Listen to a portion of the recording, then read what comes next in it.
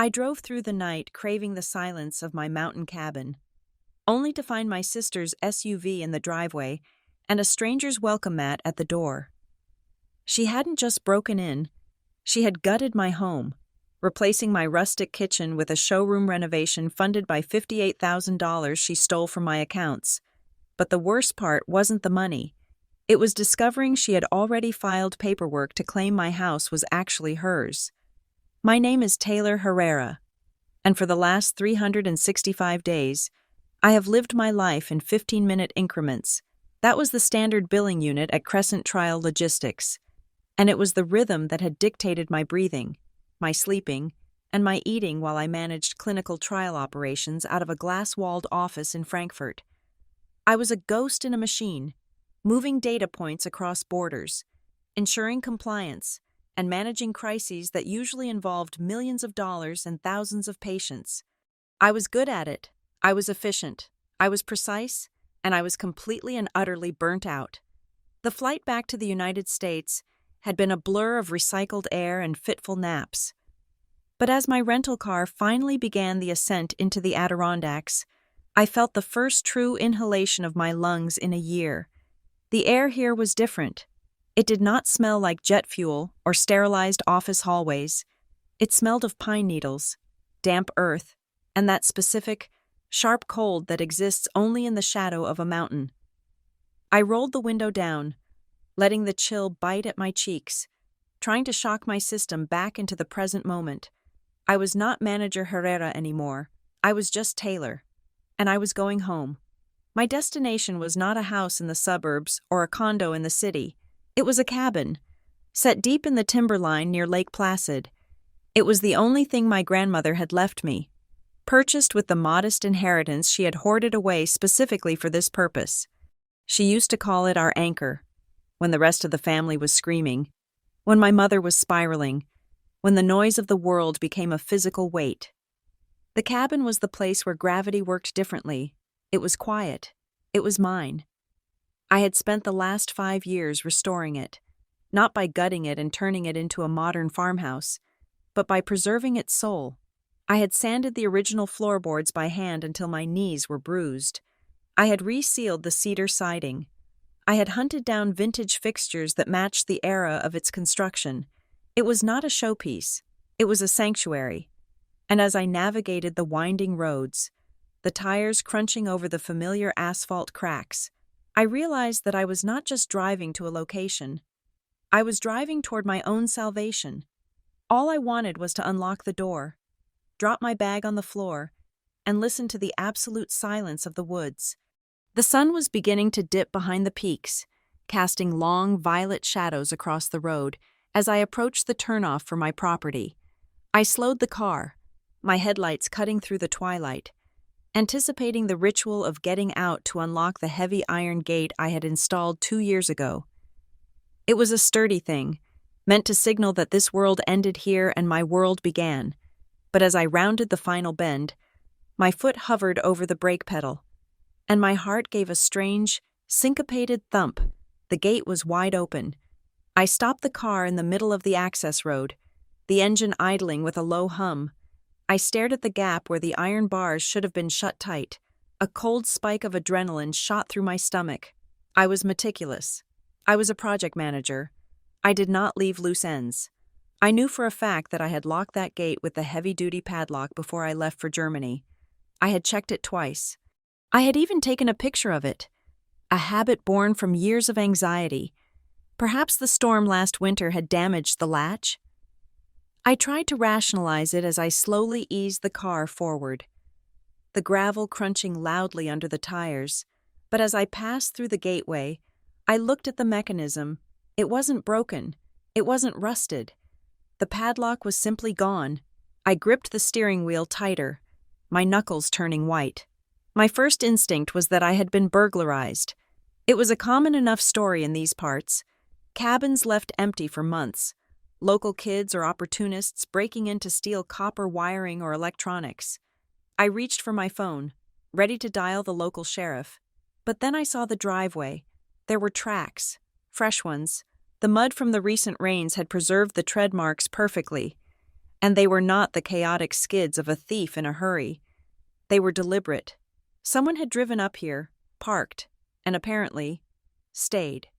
I rounded the final curve that revealed the cabin, and the breath left my body in a sharp hiss. Parked right in the spot where I usually left my truck, my designated spot. On the flat slate stones I had laid myself was a white SUV. It was massive, gleaming, and utterly out of place against the backdrop of ancient hemlocks. It looked like a spaceship that had landed in a primal forest. I knew that car. I knew the vanity plate. I knew the dent on the rear bumper from a parking lot incident 3 years ago. It was Alyssa's car. My sister. The relief that it wasn't a stranger was instantly replaced by a heavier, darker confusion. Alyssa did not come here. Alyssa hated the cabin. She called it the shack. She hated the bugs. She hated the silence. And she hated that there was no cell service unless you stood on a specific rock by the creek. The last time she had visited, 5 years ago, she had stayed for 2 hours, complained about the smell of wood smoke, and left before dinner. I put the rental car in park, sitting there for a moment, just staring. The engine ticked as it cooled. Why was she here? How did she get in? I had the only set of keys. I had never given her a copy. I had never given my mother a copy. This place was the one boundary I had drawn in thick, permanent ink. I opened the car door and stepped out. The silence I had craved was there, but it felt contaminated now. I walked toward the cabin, my boots heavy on the ground. As I got closer, the cognitive dissonance intensified. The structure was the same. The dark wood, the pitched roof. But the details were wrong. They were subtly, aggressively wrong. There were hanging baskets of flowers on the porch, bright, violent pink petunias spilling out of plastic containers. I did not do hanging baskets. I liked the unadorned wood. There were curtains in the front window. I stopped walking. I had never put curtains up. I liked the light pouring in, the view of the trees unobstructed. Now, there was some sort of beige, ruffled fabric blocking the view. And then, I reached the porch stairs. At the foot of the door lay a brand new doormat. It was made of stiff coir and printed with scrolling cursive letters that read, "Welcome," in a font that looked like it belonged on a Pinterest board for a suburban townhouse. It was clean, it was cheerful, it was horrifying. It felt like walking into a memory that had been tampered with. It was my house, but it felt like I was waking up in someone else's dream. I reached into my pocket, my fingers curling around the cold metal of my keyring. I needed to open the door. I needed to see the inside to understand the scale of this intrusion, but before I could even slide the key into the lock. The handle turned from the inside. The door swung open. Alyssa stood there. She was wearing gray cashmere sweatpants and a matching oversized hoodie, holding a glass of wine loosely in one hand. Her hair was pulled back in a messy bun that looked effortlessly chic, the kind that takes 20 minutes to perfect. She looked warm. She looked comfortable. She looked like she was the host, and I was the delivery driver who had arrived late.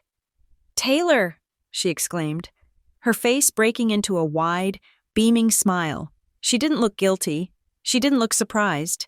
She stepped out onto the porch and wrapped her free arm around me in a hug before I could even drop my hand from where I was reaching for the lock.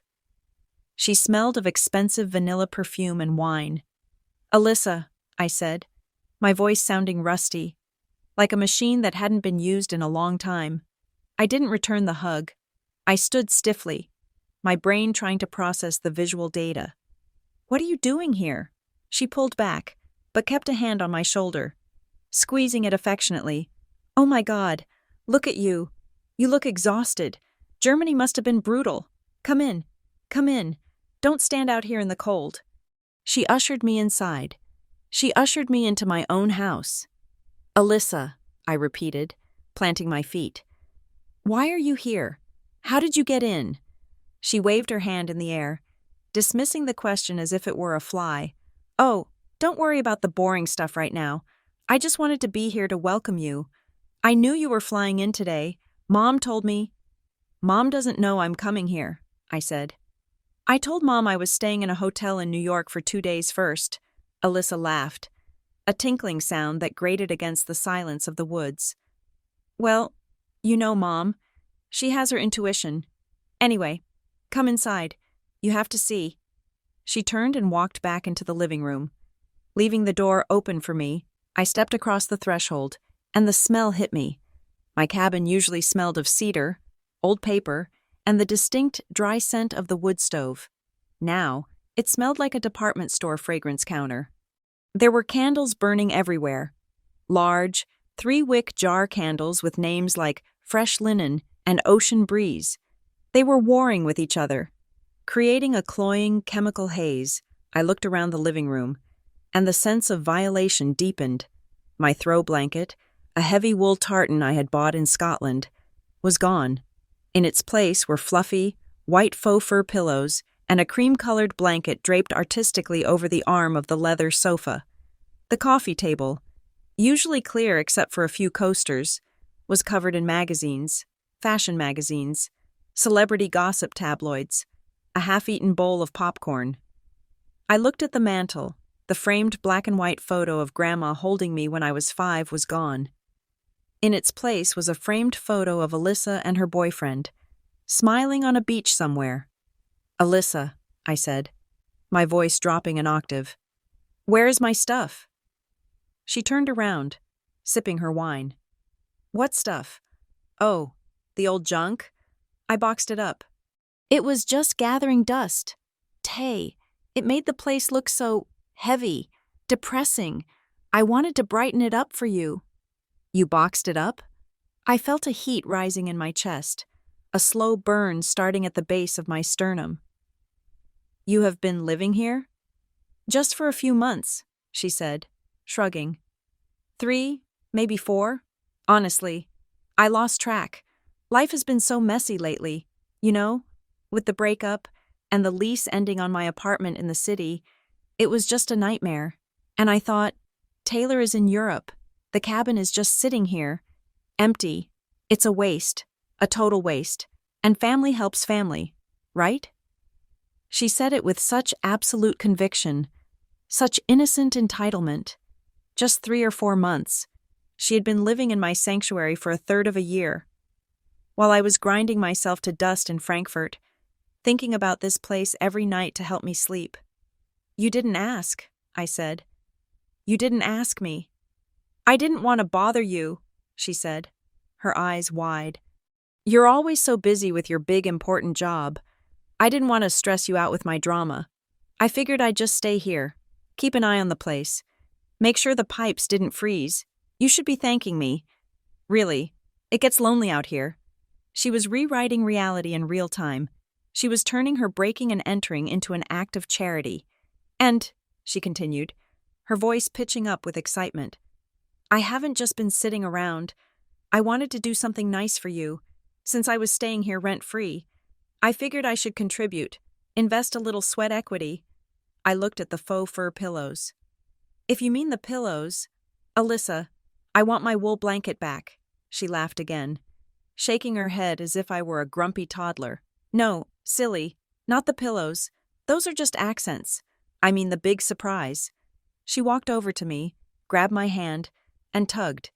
Her palm was warm and clammy. "Come on, you are going to die when you see it. I promise." I let her pull me, my feet moving automatically, but my mind was screaming. Every step further into the house revealed more erasures of my presence. The rug in the hallway was different. The lamp on the side table was new. It was as if I had died, and she had moved in to manage the estate. She led me toward the back of the cabin, toward the kitchen. The kitchen was the heart of this place. It was the room I had spent the most time on. I had restored the original pine cabinetry. I had spent weeks sanding the butcher block countertops until they were smooth as glass, then oiling them with mineral oil every Sunday. I had hunted down a vintage cast-iron sink. It was dark, moody, and warm. It smelled of coffee and dried herbs. It was imperfect, and it was perfect.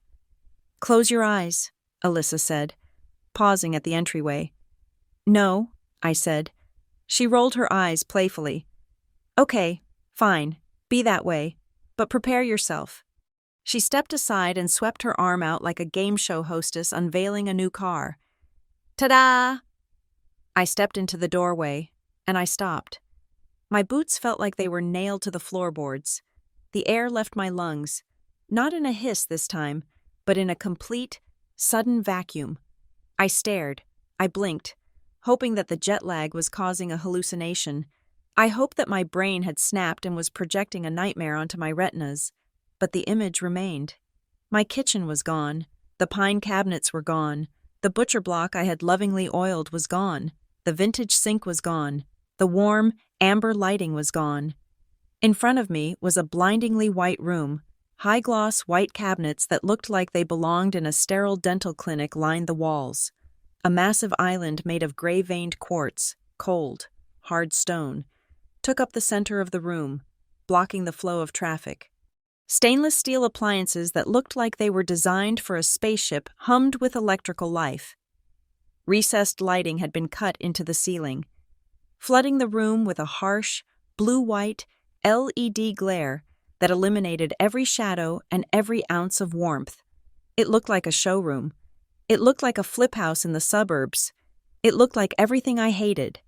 And there, sitting on the quartz counter, was a massive, chrome espresso machine that probably cost more than my first car. "Isn't it amazing?" Alyssa chirped from beside me. She walked into the room, her heels clicking sharply on the new tile floor. She had ripped up the wood? She had ripped up the 100-year-old heart pine floor? I know, she said, running her hand along the cold stone of the island. It was a lot of work, but that old kitchen? It was so dark. It was so depressing. I wanted to open it up, give it that modern, airy feel. It increases the value so much. Taylor, you have no idea. I couldn't speak. I felt a physical pain in my chest, a tightness that radiated down my left arm. It wasn't just furniture. It wasn't just decor. She had torn out the bones of my house. Alyssa was busy making herself a latte at the machine. The steam hissed loudly, filling the room with the smell of burnt coffee and milk. I found this contractor in town. Caleb, he's amazing. He did all this in just 3 weeks. Can you believe it? She turned to face me, holding the white mug, a smile plastered on her face that didn't quite reach her eyes. She was waiting for praise. She was waiting for me to fall to my knees and thank her for destroying the one place I loved. "Alyssa," I whispered. My voice was trembling. "I know, right?" she said, taking a sip. "It's a lot to take in. But trust me, once you live with it, you'll never want to go back to that old wood stuff. It's so much cleaner." I looked at the quartz. I looked at the cabinets. And then my eyes drifted to the counter, where a stack of mail was sitting. Not my mail, her mail. And underneath the mail, half hidden, was a folder. It was a manila folder, the kind used for legal documents. Something about the way it was positioned, slightly tucked away but still visible, made the hair on the back of my neck stand up. The kitchen was a disaster. The kitchen was a tragedy. But as I looked at my sister, looking so comfortable, so settled, so entitled in the wreckage of my home, a cold, hard realization settled in my gut. You don't renovate a kitchen for a sister you're just visiting. You don't spend thousands of dollars on stone and appliances for a house you're staying in for a few months. You do that for a house you think is yours. I took a step into the room, the new tile slick under my boots. I wasn't looking at the kitchen anymore. I was looking at Alyssa. And for the first time in my life, I wasn't seeing my little sister. I was seeing a predator. "Alyssa," I said, and my voice was no longer rusty. It was cold. It was the voice I used when a trial was failing and I had to cut the losses. "We need to talk." She lowered the cup, and her smile faltered, just for a fraction of a second. "Don't be dramatic. Taylor, just have some coffee." But I knew, with a sickening certainty, that the coffee was the least expensive thing in this room, and the price tag was going to be more than I could ever afford to lose. I stood in the center of the room, the soles of my boots squeaking faintly against the pristine, high-gloss tile.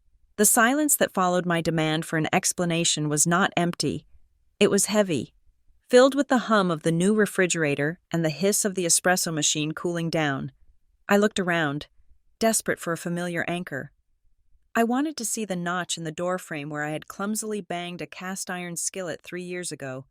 I wanted to see the slightly uneven stain on the baseboard where I had run out of varnish. I wanted the imperfections that proved this place was mine. That it had a history, but there was nothing. The walls were smoothed over with a sterile, hospital-white paint. The quartz countertops were cold and impersonal, veined with artificial gray streaks that looked like frozen lightning. The pendant lights hanging above the island were geometric cages of black metal, sharp and aggressive, casting shadows that sliced across the room. It was a beautiful kitchen. It was magazine-ready, and it made me want to vomit. "You need to tell me exactly what is going on," I said, my voice barely above a whisper. "Now." Alyssa leaned back against the quartz island, blowing softly into her mug.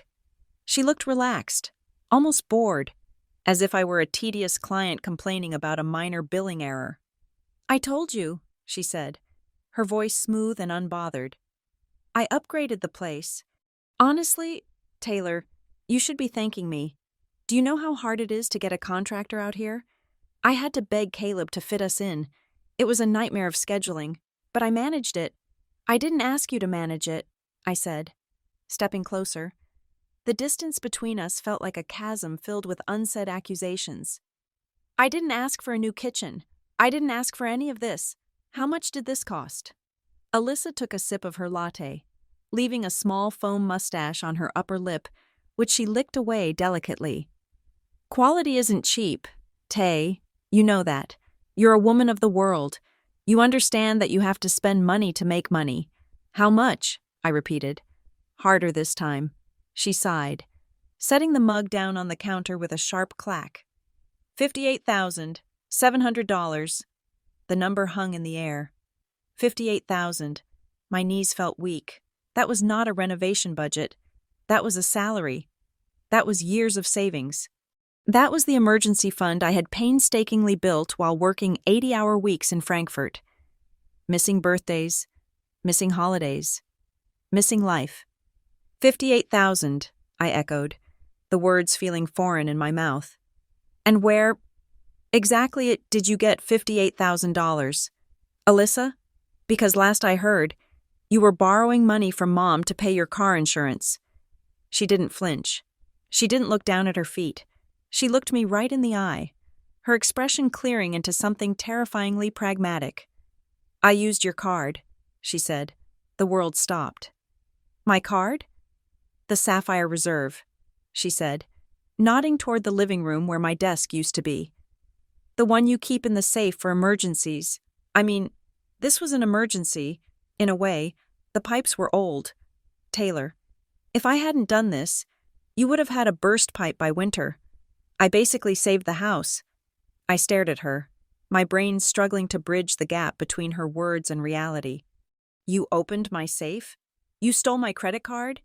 And you maxed it out on cabinets?" "I didn't steal it," she snapped, her tone suddenly sharp, defensive. "I used it. There is a difference. Stealing implies I took it for myself. I didn't buy myself a car. Taylor, I bought you a kitchen. I invested in your property. The equity in this place just went up by at least $80,000. I basically made you a profit of $20,000. You're welcome." She picked up a biscotti from a glass jar on the counter, a jar I had never bought, and took a bite. "Besides, you're making euro salaries now. I saw the deposit slips. You have plenty. Don't be stingy. It's ugly." I felt the blood rushing in my ears, a roaring sound like a waterfall. It wasn't just the theft. It was the logic.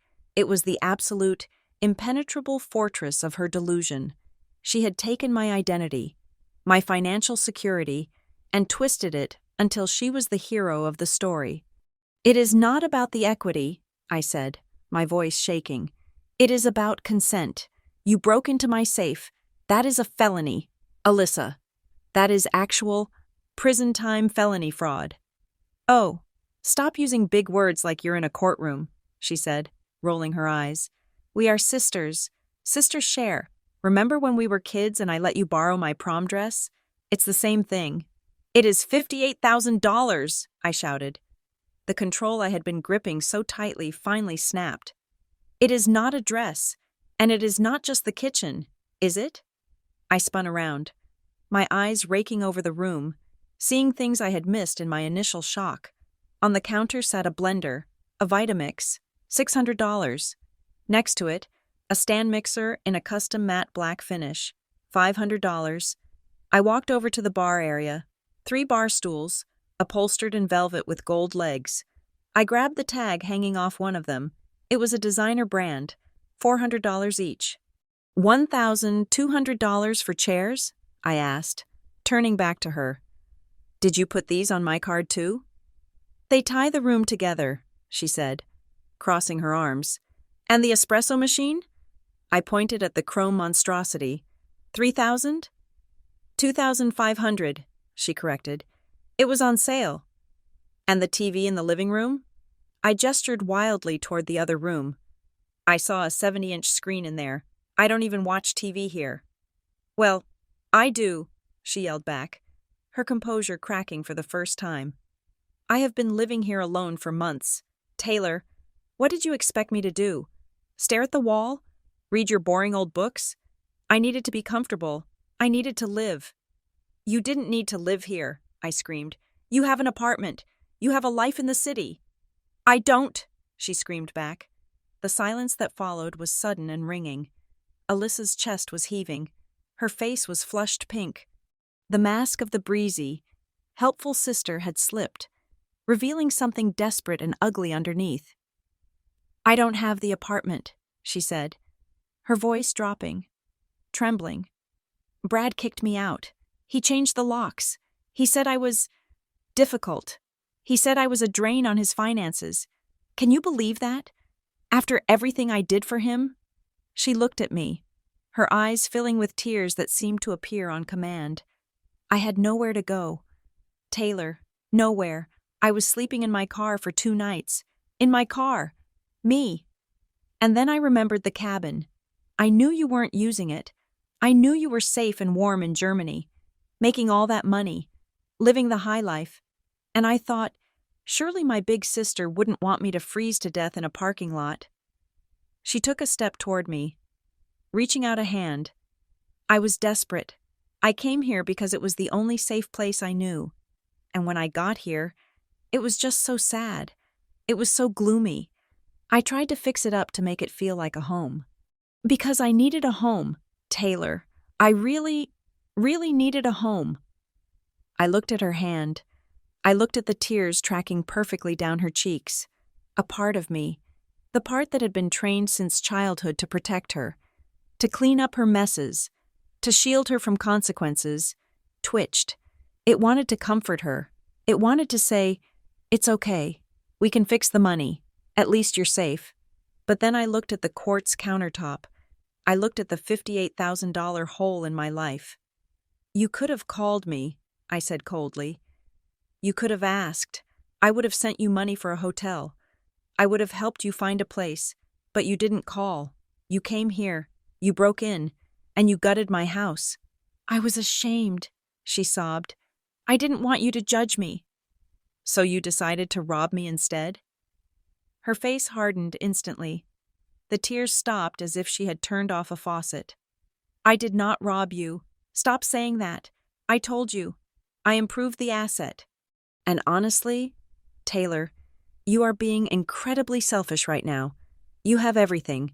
You have the career, the money, the travel. I have nothing. And you are standing here screaming at me over some credit card bills? What kind of sister are you? I am the sister who is telling you to get out, I said. Alyssa froze. What? Get out, I said. Pack your bags, pack your velvet stools, pack your espresso machine, and get out of my house. She stared at me, her mouth slightly open. She looked genuinely shocked, as if I had just spoken in a language she didn't understand. You can't be serious, she said. It's dark outside. It's the mountains. Where am I supposed to go? I don't care, I said. Go to a hotel. Go to Mom's. Just get out of here. She laughed. It was a dry, brittle sound. I can't believe you. You are actually kicking me out? After I poured my soul into this place? After I took care of it for you? You didn't take care of it, I said. You erased it. I made it livable, she spat. Nobody could live in that old dump. It smelled like dead people. It smelled like Grandma. Exactly. We stood there, breathing hard, the hatred crackling between us like static electricity. Then, Alyssa straightened up. She smoothed the front of her cashmere hoodie. She took a deep breath, and a strange, calm look settled over her face. It was a look I hadn't seen before. It was the look of someone who was holding an ace card. I'm not leaving, she said quietly. Excuse me? I said, I'm not leaving, she repeated. I live here, Taylor. I have lived here for nearly 5 months. I receive my mail here. I pay the utility bills here. Well, I pay them with your account. But my name is on the service request for the internet upgrade. I have tenants' rights. My jaw dropped. Tenants' rights? You are not a tenant. You are a squatter. You are a trespasser. Actually, she said, a small, smug smile playing on her lips. In this state, if someone has established residency and there is no lease, you can't just kick them out. You have to evict them.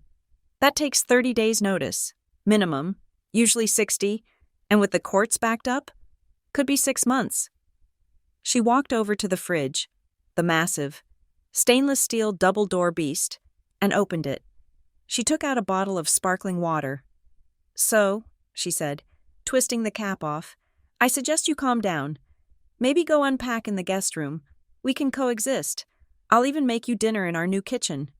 I stood there, paralyzed. It wasn't just the audacity. It was the preparation. She knew the laws. She had researched this. This wasn't a desperate girl fleeing a bad breakup. This was a calculated occupation. And then, the question that had been nagging at me since I pulled into the driveway finally broke through the noise. How did you get in? I asked. Alyssa paused, the bottle halfway to her lips. What? The key, I said. I have the only set of keys. Mom doesn't have one. You don't have one. I checked the lockbox. It was empty. I checked the hidden rock. Nothing. There was no broken window, no kicked-in door. So tell me, Alyssa, how did you get inside my house 5 months ago? She hesitated. For a second, her eyes flickered to the left, toward the back door, toward the mudroom. It was a micro-expression, barely there. But I caught it. I found a spare, she said dismissively. You must have left one somewhere and forgot. I never leave spares, I said. I am obsessive about security. You know that. Well, you clearly slipped up, she said, because I got in. She took a sip of water, but her hand was shaking slightly. She was lying. She hadn't found a key.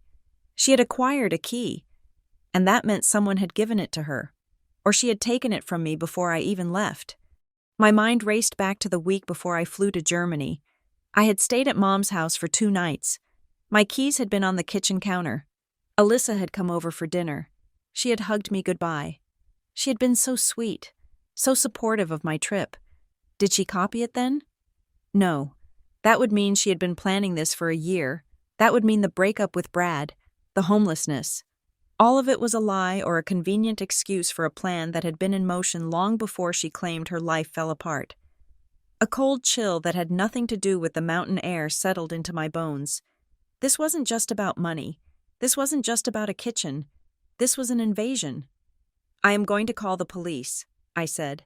Alyssa laughed again. But this time it sounded nervous. Go ahead. Call them. Tell them your sister is living in your house and remodeled your kitchen. See what they say. It's a civil matter. Taylor, they won't touch it. They'll tell you to get a lawyer. She was right.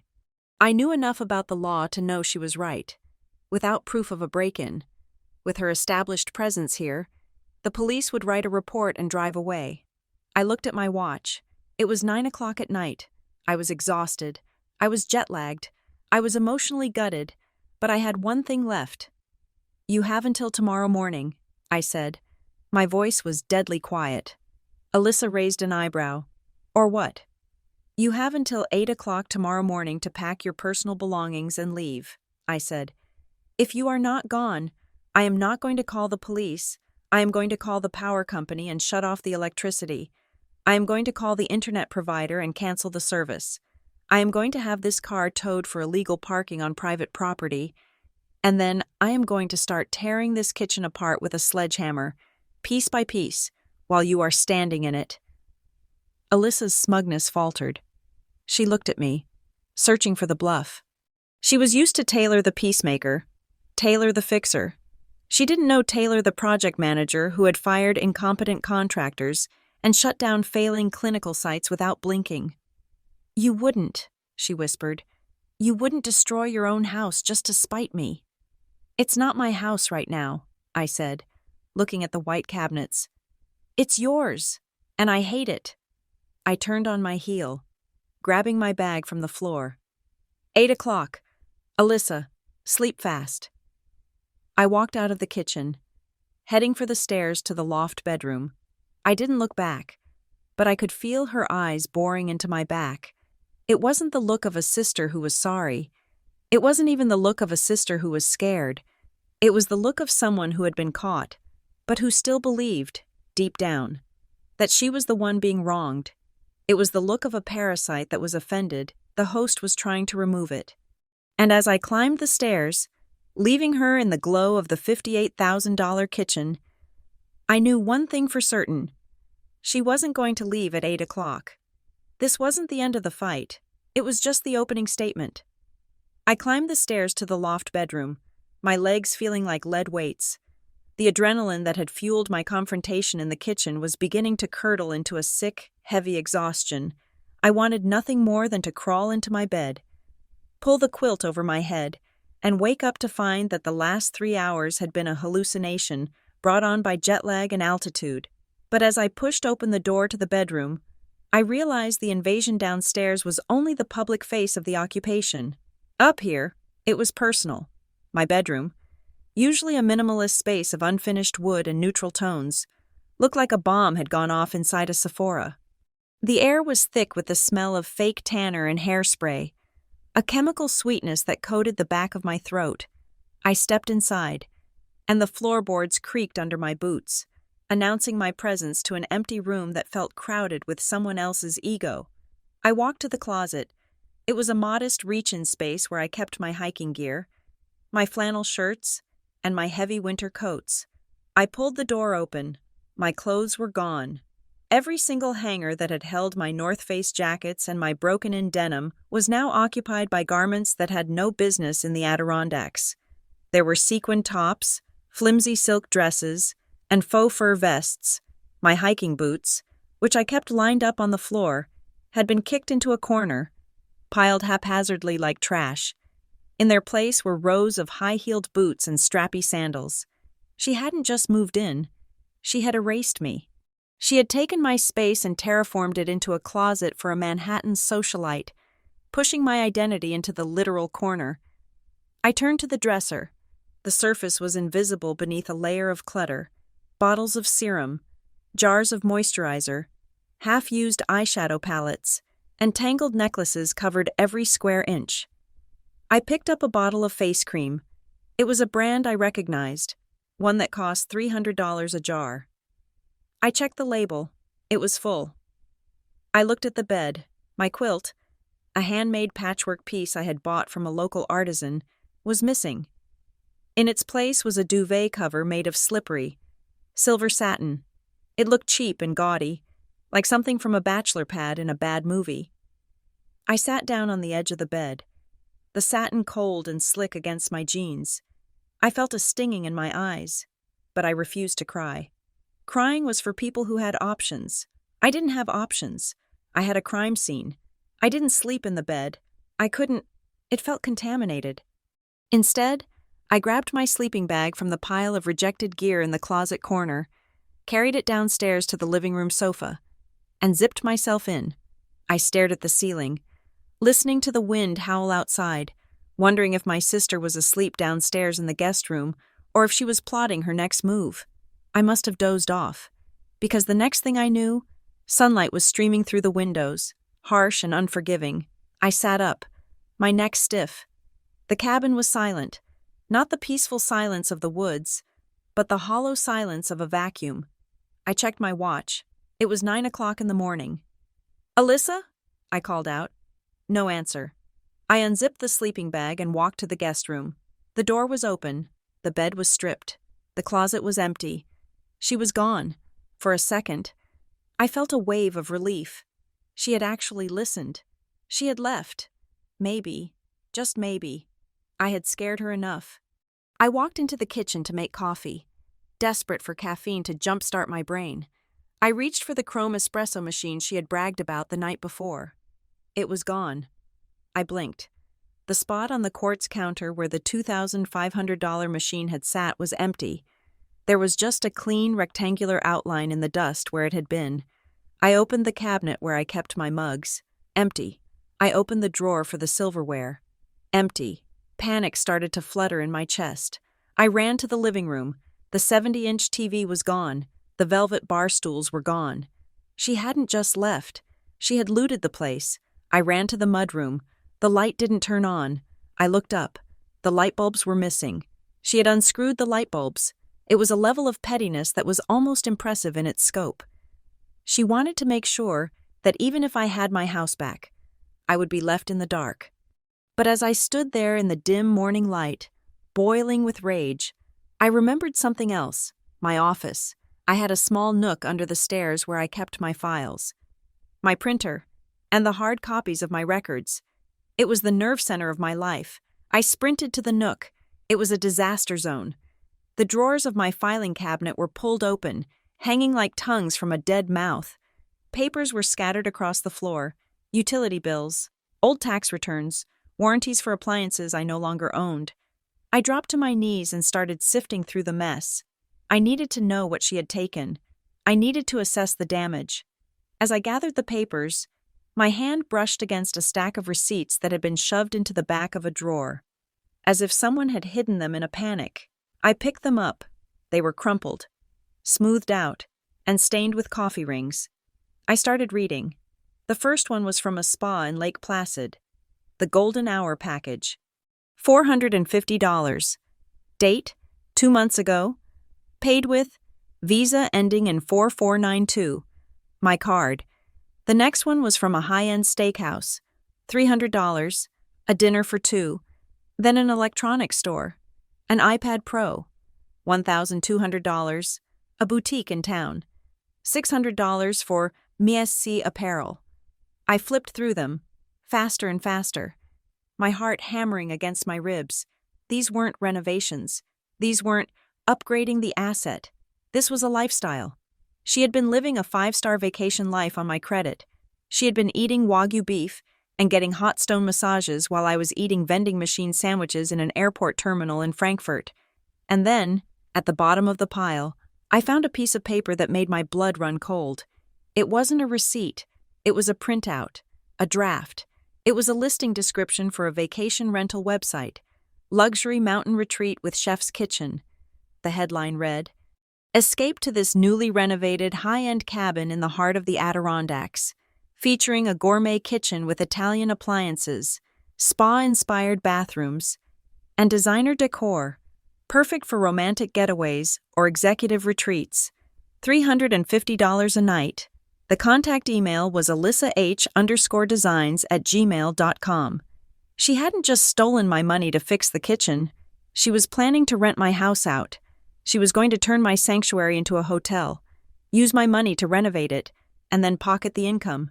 She was going to pimp out my grandmother's legacy to strangers for $350 a night. I crumpled the paper in my fist, shaking with a rage so pure it felt like clarity. She was never going to leave. Even if she was physically gone right now, she had entrenched herself in the commerce of this place. She viewed my home as a business opportunity. My phone buzzed in my pocket, shattering the silence. I pulled it out. It was a number I didn't recognize, but the area code was local. "You happy now?" The text read, "I am sitting in a diner parking lot with all my stuff in the trunk. You just made your own sister homeless. Hope you feel big." A second text followed immediately. Mom is calling me. I haven't picked up yet, but when I do, I'm going to tell her everything about how you threw me out in the cold. She will never forgive you for this. I stared at the screen. The manipulation was breathtaking. She was rewriting the narrative before the ink was even dry on the police report I hadn't filed yet. She was the victim. I was the monster. She was the poor, displaced waif, and I was the cruel, rich sister who cared more about a house than family. I didn't reply. I couldn't. If I typed what I wanted to say, I would probably incriminate myself. I put the phone down on the desk and looked at the chaos around me. I needed to be logical. I needed to be a project manager. Step 1. Assess the scope. I had the receipts. I had the unauthorized renovation. I had the rental listing draft. This was good. This was evidence of financial abuse. Step 2. Identify the breach. How did she get the card? I looked at the receipts again. Visa ending in 4492. That was my Sapphire Reserve. The physical card was supposed to be in a fireproof lockbox in this very office. I turned to the corner where the heavy steel box usually sat. Bolted to the floor, it was there. It was closed. I reached for the key, which I kept on my main keyring, the one that had never left my possession in Germany. I inserted it and turned. The lock clicked. I opened the lid. It was empty. No passport, no social security card, no birth certificate, no deed to the house, and definitely no credit card. I stared into the dark metal void of the box. If the lock wasn't broken, and I had the only key, my mind raced back to the spare key she claimed to have found for the house, and now, the lockbox. There was no way she picked this lock. It was a high-security mechanism. Unless she didn't pick it, unless she had the combination. But it was a key lock. Wait, I closed my eyes, trying to visualize the box. I had bought it 5 years ago. It came with 2 keys. I had put one on my ring. Where was the other one? I had given it to Grandma. Just in case, Grandma had kept it in her jewelry box. When she died. Mom took the jewelry box. Alyssa was living with Mom before she moved in here. The realization hit me like a physical blow to the stomach. She didn't steal the key from me. She stole it from our dead grandmother's belongings. She had planned this. She had hunted for that key. But that wasn't the worst part. I looked at the empty space where my documents should have been. The credit card fraud was bad. $58,000 was a lot of money. But money could be disputed. Money could be earned back. But my birth certificate? My social security card? The deed to the land? She had my identity. She had the legal ability to be me. A cold sweat broke out on the back of my neck. I suddenly understood why she had been so calm about the police, why she had acted so entitled. She wasn't just using my money. She was positioning herself to become the owner. I scrambled through the pile of papers on the floor again, looking for anything else. A loan application, a transfer request, anything. And then I saw it, a crumpled envelope from the county clerk's office. It had been ripped open and tossed aside. I smoothed it out. It was a notification of a request for a certified copy of a deed. Requester, Taylor Herrera. But I hadn't requested it. She had used my ID, my social security number, and my name to request official copies of the deed to my house. The fear that gripped me then was different from the anger I had felt in the kitchen. Anger is hot. This was cold. This was the terrifying, icy clarity of a woman who realizes she is standing on a trapdoor that has already been unlatched. I wasn't just fighting for my kitchen anymore. I wasn't just fighting for my bank account. I grabbed my car keys. I didn't bother locking the front door. There was nothing left to steal. And the person who wanted to steal it already had a key. I needed a lawyer, and I needed one 10 minutes ago, because my sister hadn't just moved into my cabin. She was trying to become me, and if I didn't stop her, by the time the snow melted, Taylor Herrera might not own anything at all. I drove into town with the kind of focus I usually reserved for Project Go Live days, the ones where a single error in the code could cost the company millions. My hands were steady on the wheel, but my mind was a scrolling ticker of worst-case scenarios. I had moved past the initial shock of the kitchen and the violation of the bedroom. I was now operating in a different mode. This was damage control. This was risk mitigation. I parked in front of a brick building that housed the law office of Sabrina Cole. I had found her on Yelp while sitting in my car, looking for keywords like fraud, estate litigation, and aggressive. Her reviews were polarized. People either loved her for saving their assets or hated her for being cold. Cold was exactly what I needed. I didn't need a shoulder to cry on. I needed a weapon. Sabrina Cole was waiting for me. She was a woman of indeterminate age with hair cut into a sharp, angular bob that looked like it could cut glass. Her office was devoid of the usual small-town charm, no pictures of golden retrievers, no rustic wood accents, just bookshelves filled with thick, intimidating binders and a desk that was completely clear except for a legal pad and a pen. "Ms. Herrera," she said, not offering a handshake. "I have read your email. Sit down." I sat. I explained the situation succinctly. I laid out the facts: the unauthorized renovation, the stolen credit card, the missing documents from the lockbox, and the text messages from Alyssa. Sabrina listened without interrupting. She took notes in a shorthand I couldn't decipher, her pen scratching loudly against the paper. When I finished, she capped the pen and looked at me. "This is not a family dispute," she said. Her voice was dry and crisp. "I need you to stop thinking of this as a sister problem. This is a series of felonies. We are looking at grand larceny, identity theft, forgery, and potentially mortgage fraud depending on what she did with that deed." "She said she has tenants' rights," I said. "She said I have to evict her." "She is bluffing," Sabrina said. "Or she is parroting something she read on a forum. Tenants' rights require a lease or an established agreement of rent. Did you accept money from her?" "No." "Did you agree she could live there?" "No." "Then she is a trespasser." However, because she has established residency, receiving mail, utilities, the police might hesitate to physically remove her without a court order. They hate getting sued. So we need to give them a reason to arrest her that has nothing to do with the house. She leaned forward. "We need to build a case that is so watertight that the district attorney has no choice but to prosecute. I need you to do 3 things, and I need you to do them today." She held up 3 fingers. 1. Document the financial damage, down to the penny. I want every unauthorized transaction, every receipt, every bill. 2. Build a timeline. I need to know exactly when she entered, when the spending started, and when the utilities were changed. We need to prove premeditation. 3. Find the smoking gun. Financial records are good, but they are dry. I need something that proves intent, a signature she forged, a recording, something that proves she knew she was stealing, not just borrowing. "I found a rental listing draft," I said. Sabrina's eyes narrowed. "Good.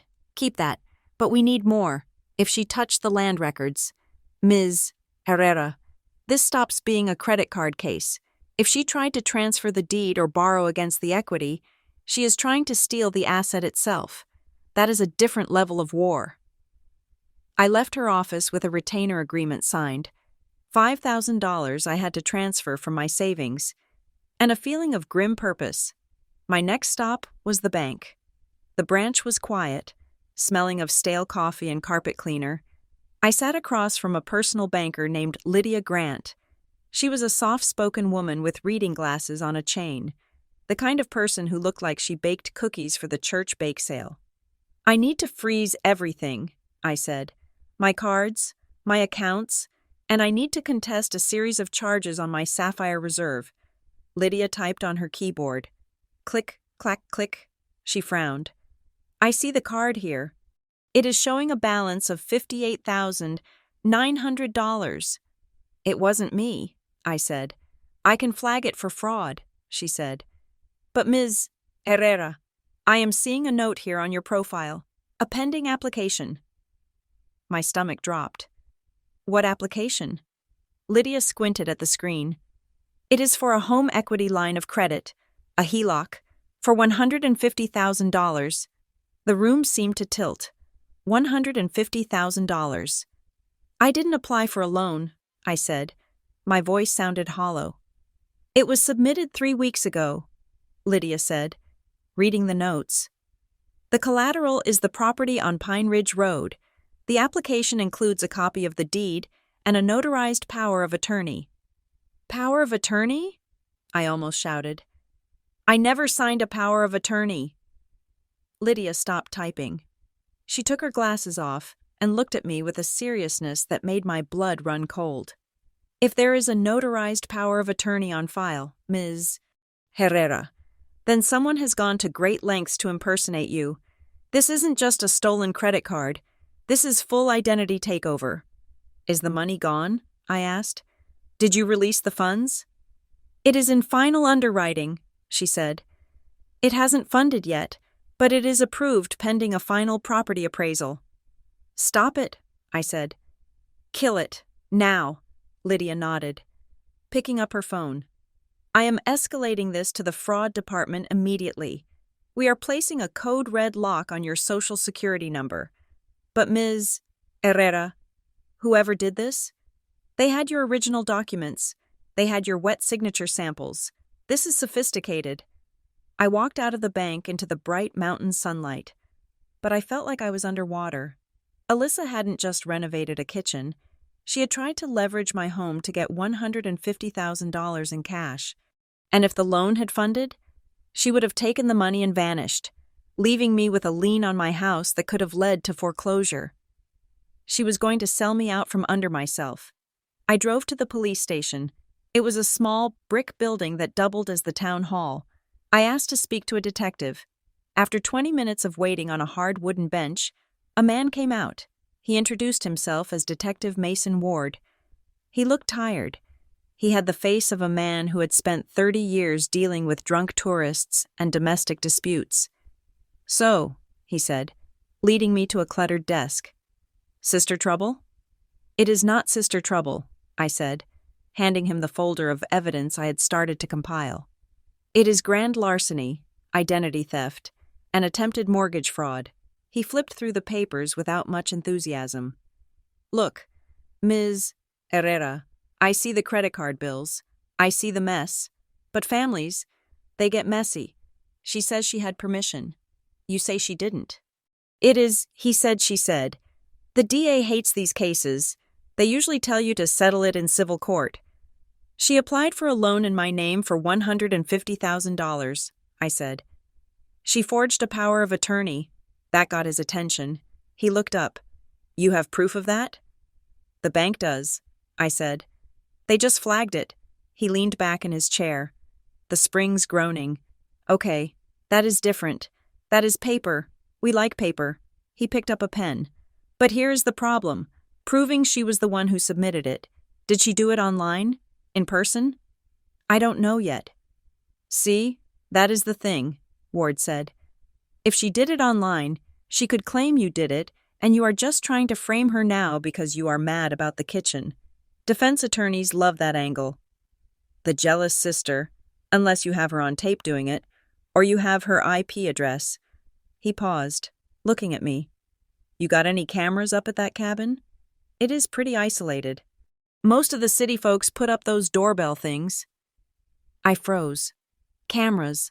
I blinked. The fog of stress momentarily lifted.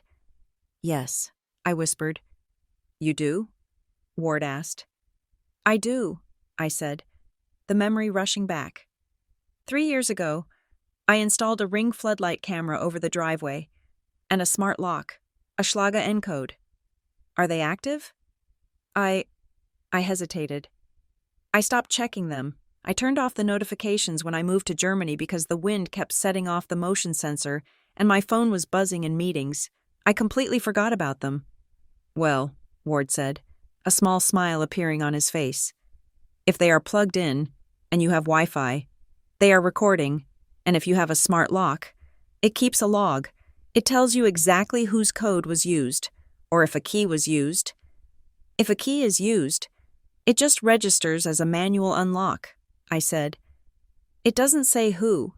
True, Ward said, but it tells you when, and if you have a camera pointed at the door. He didn't need to finish the sentence. Go home, Ms. Herrera, Ward said. Check your cloud. If you can show me video of her entering that house when you weren't there. Or if you can show me her carrying your documents out, then we are in business. Then I can get a warrant. I drove back to the cabin with a lead foot. The landscape blurred past me. The pines, the rocks, the gray sky. But I didn't see any of it. I was thinking about the little white box mounted under the eaves of the garage. I was thinking about the black keypad on the front door. I had been so overwhelmed by the physical transformation of the house, the kitchen, the furniture, that I had forgotten the digital infrastructure I had built to protect it. I had let my project manager brain go dormant. I pulled into the driveway. The house stood there, silent and imposing. The white SUV was gone, but the welcome mat was still there, mocking me. I didn't go inside immediately. I sat in the car and pulled out my phone. My hands were trembling slightly as I opened the app folder labeled Home. I hadn't opened it in 12 months. I tapped the smart lock icon. It swirled for a moment, connecting to the Wi-Fi. Alyssa had upgraded the internet, she said, which meant the Wi-Fi was on, which meant the devices were online. The screen loaded. Front door, locked. I tapped on history.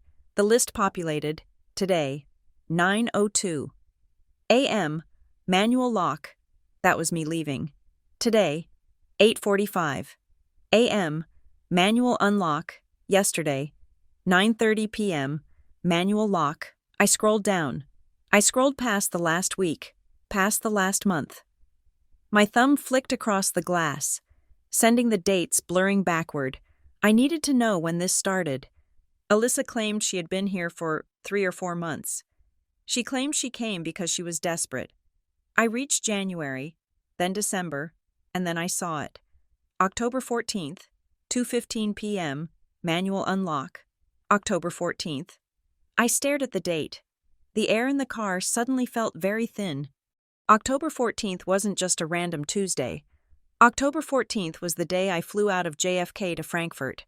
My flight was at 6 in the evening. I had left my keys at my mother's house that morning to say goodbye. Alyssa hadn't waited until she was homeless. She hadn't waited until she was desperate.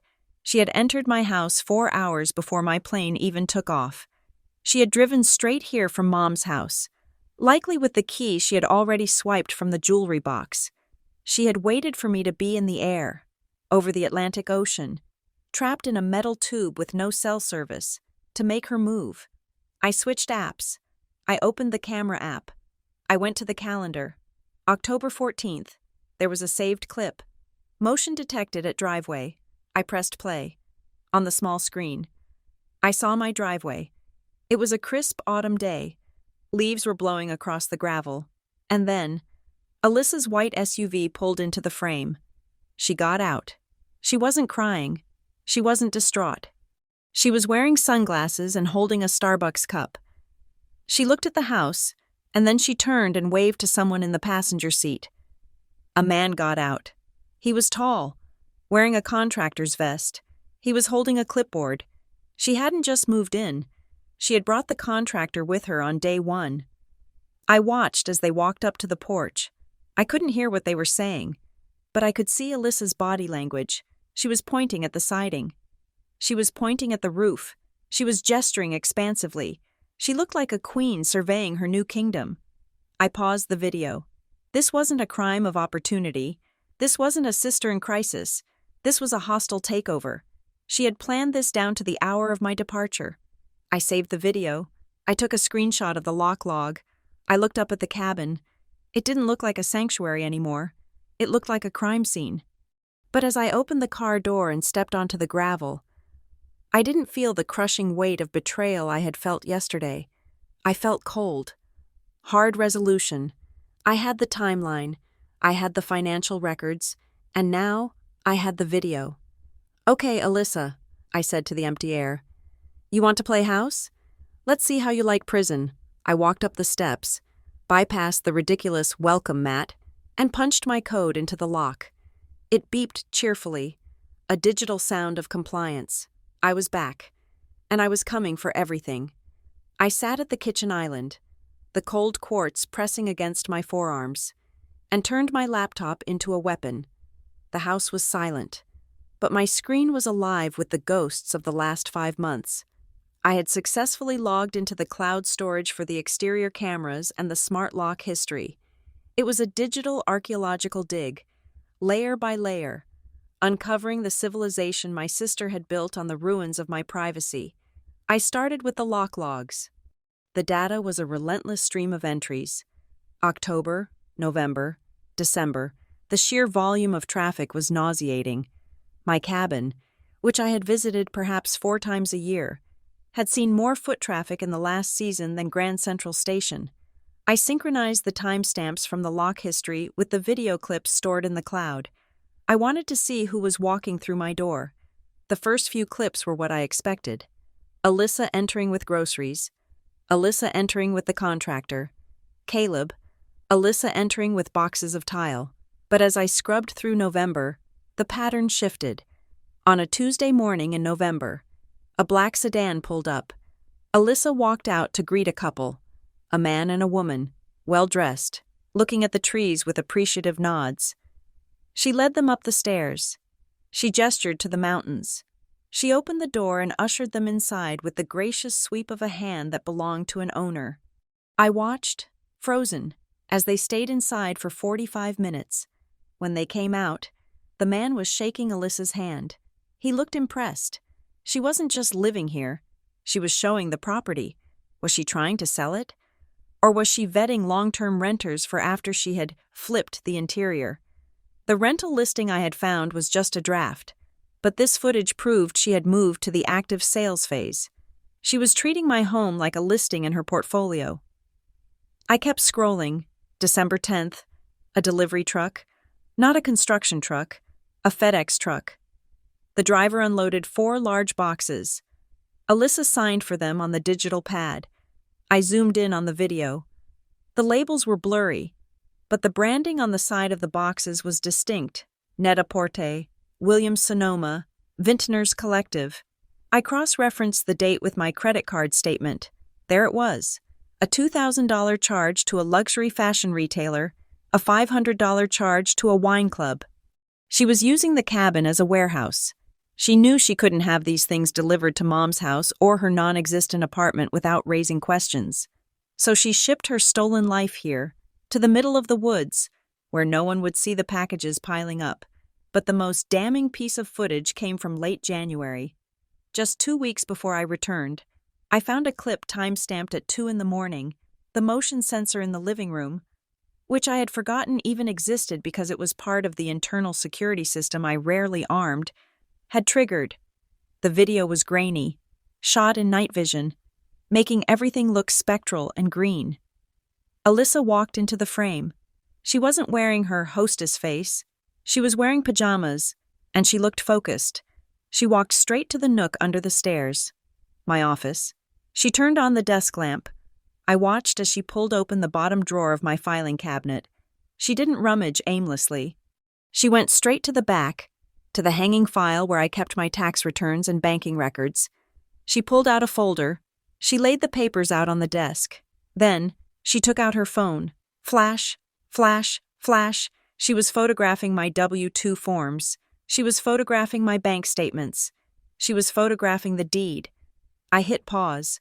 My finger hovered over the spacebar. This was not an impulsive act of a desperate woman who found a credit card and bought a kitchen. This was cold calculation. She needed my information to apply for something big. You don't need tax returns to buy a latte. You need tax returns to open lines of credit, to apply for loans, to verify identity for high-level fraud. I saved the clip. I named the file evidence_premeditation_January 15th. Next, I needed to talk to the man who had physically dismantled my home. I found the number for Caleb Fowler on one of the crumpled invoices I had salvaged from the trash. I dialed. It rang 4 times before a gruff voice answered. Fowler Construction. Mr. Fowler, I said, keeping my voice level. This is Taylor Herrera. There was a pause, a long, heavy silence. Oh, he said. The tone was wary. Hi, Ms. Herrera. I thought, well, your sister said you were in Europe until March. I am back early, I said. And I am standing in a kitchen I did not authorize. Whoa, hold on now, Caleb said, his voice instantly defensive. I have a signed contract. I have a deposit check that cleared. I did that job to code, and I did it on schedule. If there is a dispute between you and your sister, that is a family matter. My paperwork is clean. I am sure you believe that, I said. But I need to see that paperwork. I need you to email me the contract you claim I signed. Claim? He sputtered. I stood right there in the driveway and watched you sign it. I gripped the phone tighter. Mr. Fowler, I have been in Frankfurt, Germany, for 12 months. My passport stamps prove it. If you watched someone sign that contract, you were watching a fraud. But she had the deed, Caleb said, his confidence wavering slightly. She showed me the deed to the house. She had the keys. She acted like she owned the place.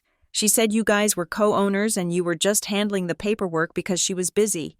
Email me the contract, I said. Now, or I hand your name to the police as an accessory to grand larceny. I am sending it, he snapped. But don't you threaten me. I am a victim here too if that check bounces. The check cleared because it was stolen from my account, I said. Send the PDF. 5 minutes later, my inbox pinged. I opened the document. It was a standard renovation contract. Scope of work: demolition of existing kitchen, installation of custom cabinetry, quartz countertops, electrical upgrade, total cost, $58,700. I scrolled to the bottom. There, on the signature line, was my name, Taylor Herrera, but the signature was wrong. My signature is a sharp, jagged scrawl, a result of signing thousands of approval forms. This signature was loopy. It was careful. It was the signature of someone trying to copy a memory of a signature. But that wasn't what made my breath hitch. Next to the signature was a stamp, a round, official seal. State of New York, Notary Public, Sarah Jenkins, commission expires, 2028. And under it, a signature from the notary, witnessing that Taylor Herrera had appeared before her and signed the document. I picked up the phone and called Sabrina Cole immediately. She notarized it, I said the moment she answered. What? Sabrina asked. The contract, I said. Alyssa didn't just forge my signature, she got it notarized. There is a stamp from a Sarah Jenkins. I heard Sabrina take a sharp breath. Okay, that changes the texture of this. How? Forgery is one thing, Sabrina said, her voice dropping into that rapid-fire legal cadence. But notarization implies she either used a fake ID that was good enough to fool a notary, or she has a friend who is a notary and is willing to commit a felony for her. A notarized document creates a presumption of validity. It is a legal shield. She was building a paper trail that would stand up if you tried to sue the contractor. She was preparing for a legal fight before she even swung the sledgehammer. She planned to steal the house, I said. She wasn't just fixing it up. She was creating a record that she, or the person she was pretending to be, had the legal authority to alter the property. Exactly, Sabrina said. This proves she was conscious of the legal ramifications. It destroys any, I just wanted to be nice defense. Send me that document. I'm going to run a background check on this Sarah Jenkins. If she is a friend of Alyssa's, we have a conspiracy charge. I hung up and sat back, staring at the notary stamp on the screen. The level of deceit was sophisticated. It required research. It required logistics. I decided to update Detective Ward. I forwarded him the video of the desk search and the notarized contract. He called me back within 10 minutes. Ms. Herrera, he said. He sounded different, less tired, more alert. I just watched the clip, and I saw the contract. Is it enough? I asked. It is getting there, he said. But I have to tell you something. I have been doing this a long time. People don't wake up one morning and decide to commit mortgage fraud and notary fraud. They don't start with $50,000 felonies. What do you mean? I mean this isn't her first rodeo, Ward said. You don't go from zero to sophisticated identity theft. You start small. You steal a 20 from a purse, then you open a store credit card, then you take out a small loan. If she is operating at this level, with notaries and fake IDs, She has a history. You need to look deeper. Check your history. Not just the last 5 months. Go back years. I hung up, feeling a cold knot form in my stomach. Go back years. I opened my laptop again. I didn't go to my bank this time. I went to the credit bureaus. I paid the fee to unlock my full credit reports from all 3 agencies: Equifax, Experian, and TransUnion. I downloaded the raw data. Hundreds of pages of financial history. I started scanning. The recent damage was obvious. The $58,000 for the kitchen, the luxury spending, the inquiries for the $150,000 loan. But I kept scrolling back, past the year I was in Germany, past the year before that, and then the anomalies started to pop up like red flags on a battlefield. 2 years ago, a credit card opened with a department store. Limit: $5,000, maxed out. Paid off in minimum increments, then defaulted. It was listed as charged off. I had never shopped at that store. 3 years ago, an inquiry from a used car dealership in New Jersey, a loan for $12,000. It was denied, but the inquiry was there. 4 years ago, a payday loan for $500. The realization hit me so hard I felt dizzy. She had been doing this for years. She had been siphoning off my credit, using my name for small, manageable thefts that I'd been too busy to notice or that had been buried in the noise of my life. I had always prided myself on my financial literacy, but I had been looking at the big picture, my investments, my mortgage. I hadn't been looking at the cracks in the foundation. She was the termites in the walls. She had been feeding on me for a decade. The $58,000 wasn't an explosion. It was just the moment the parasite got too big for the host to support. I was shaking. I felt violated in a way that the kitchen renovation hadn't even touched. This was my past. She had stolen my history. My computer pinged with a notification. It wasn't an email from Sabrina or the detective. It was an automated alert from the county clerk's office. I had set up the alert yesterday, following Sabrina's advice to monitor any activity on the deed. Subject: notification of filing activity. Property ID: 4492-B. My heart hammered against my ribs. A document has been recorded against your property. I clicked the link. The county website loaded agonizingly slowly on the satellite internet. The document popped up. It wasn't a mortgage. It wasn't a lien. It was a quitclaim deed. A quitclaim deed is a document used to transfer ownership of a property from one person to another. It is often used between family members. I read the text. Grantor: Taylor Herrera. Grantee: Alyssa Herrera. For the consideration of $1. She had tried to transfer the house to herself for $1, but that wasn't the twist. The twist was at the bottom, in the metadata of the electronic filing. When you file documents online in our county, you have to create a user profile. You have to log in. The status of the document was pending review, rejected. It had been rejected because the signature didn't match the one on file from the original purchase deed. Thank God for small bureaucratic miracles. But I looked at the filed by section. I expected to see Taylor Herrera, continuing the impersonation. But it didn't say Taylor Herrera. It read, user, Alyssa Herrera, capacity, power of attorney for Taylor Herrera. She hadn't just pretended to be me. She had filed a document claiming she legally controlled me. She had uploaded a forged power of attorney document to the county database, a document that gave her the right to sell my house, access my bank accounts, and make medical decisions for me. She wasn't just stealing my stuff. She was trying to declare me legally incompetent or absent, placing herself as the steward of my entire existence.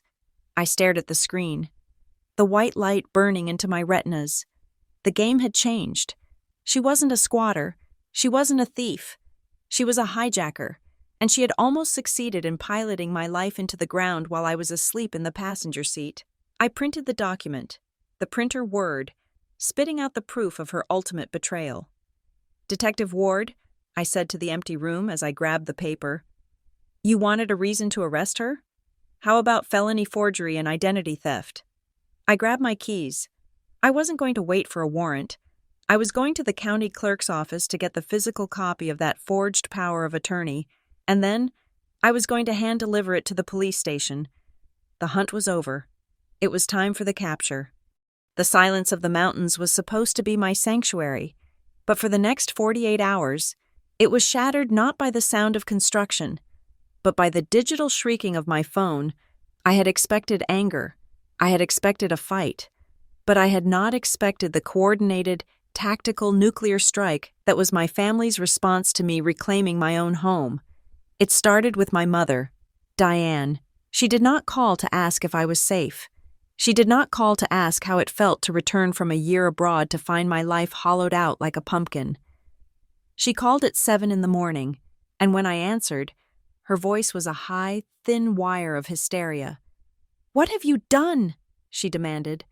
I was standing in the kitchen, staring at the coffee maker that didn't exist anymore, holding a cup of instant coffee I had made with boiled water. "Hello to you too, Mom," I said, my voice dry. "Don't you get sarcastic with me. Taylor Herrera," she snapped. "Alyssa just called me." She was crying so hard I could barely understand her. "She is in a Motel 6. A Motel 6. Taylor, how could you? How could you throw your baby sister out on the street in the middle of winter?" "I didn't throw her on the street," I said, trying to keep my heart rate steady. "I asked her to leave the house she broke into, and she is 30 years old. Mom, she is not a baby." "She has nowhere to go," Diane screamed. "She told me she put everything she had into that house. She was trying to make it nice for you. She was trying to welcome you home, and you treated her like a criminal." "She is a criminal," I said. "She stole $58,000 from me. She forged my signature. She has been impersonating me for 5 months." "Oh, stop it," Diane said, her tone shifting from anger to a dismissive scoff, always with the drama. "She borrowed a credit card. She would have paid you back. You know how Alyssa is with money. She gets confused. But to call the police? To threaten her? You have humiliated us. Taylor, the whole town is going to talk. Do you care about anyone but yourself?" "I care about the fact that she tried to sell my house out from under me," I said, my hand gripping the edge of the cold quartz counter. "She filed a quitclaim deed. Mom, she tried to transfer the title to herself for $1. There was a pause on the other end of the line. For a second, I thought the gravity of the truth had finally landed. "Well," Diane said, her voice dropping to a whisper that was somehow worse than the screaming, "maybe she thought you wouldn't mind. You are never there. Taylor, you are always off in Europe or New York. You don't need that big cabin. Alyssa needs stability. If you were a good sister, you would have offered it to her instead of making her steal it." I hung up. I didn't say goodbye. I didn't argue. I just pressed the red button and severed the connection. I stood there, shaking, realizing that in my mother's version of reality, I was the villain for having assets, and Alyssa was the victim for coveting them. But the phone didn't stop. By noon, the flying monkeys had arrived. My Aunt Linda sent a long paragraph on Facebook Messenger. "Family is the most important thing we have. Taylor, money comes and goes, but blood is forever. Please find it in your heart to forgive. Being right isn't as important as being kind." My cousin Mike, who I hadn't spoken to in 3 years, texted me. "Heard you went nuclear on Alyssa. Pretty cold. Tay, she's going through a hard time. They didn't know the facts. They didn't know about the forged notary stamp or the identity theft. They only knew the spin Alyssa had already put out into the universe. Then came the texts from Alyssa herself. They arrived in an erratic stream, alternating between pathetic begging and vicious threats. "Please, Tay." The first one read, "I am scared. The motel is gross. Can I just come back and get my winter coat? I left it in the closet. Please." 10 minutes later, "You are such a bitch. You think you are better than everyone just because you have a corporate job. I made that house beautiful. You don't deserve it."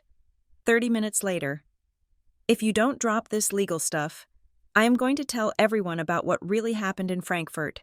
I will make up a story that will ruin your career. I will tell them you are mentally unstable. I will tell them you attacked me. I didn't reply to any of them. I just screenshotted them. Click, save, click, save. The isolation was suffocating.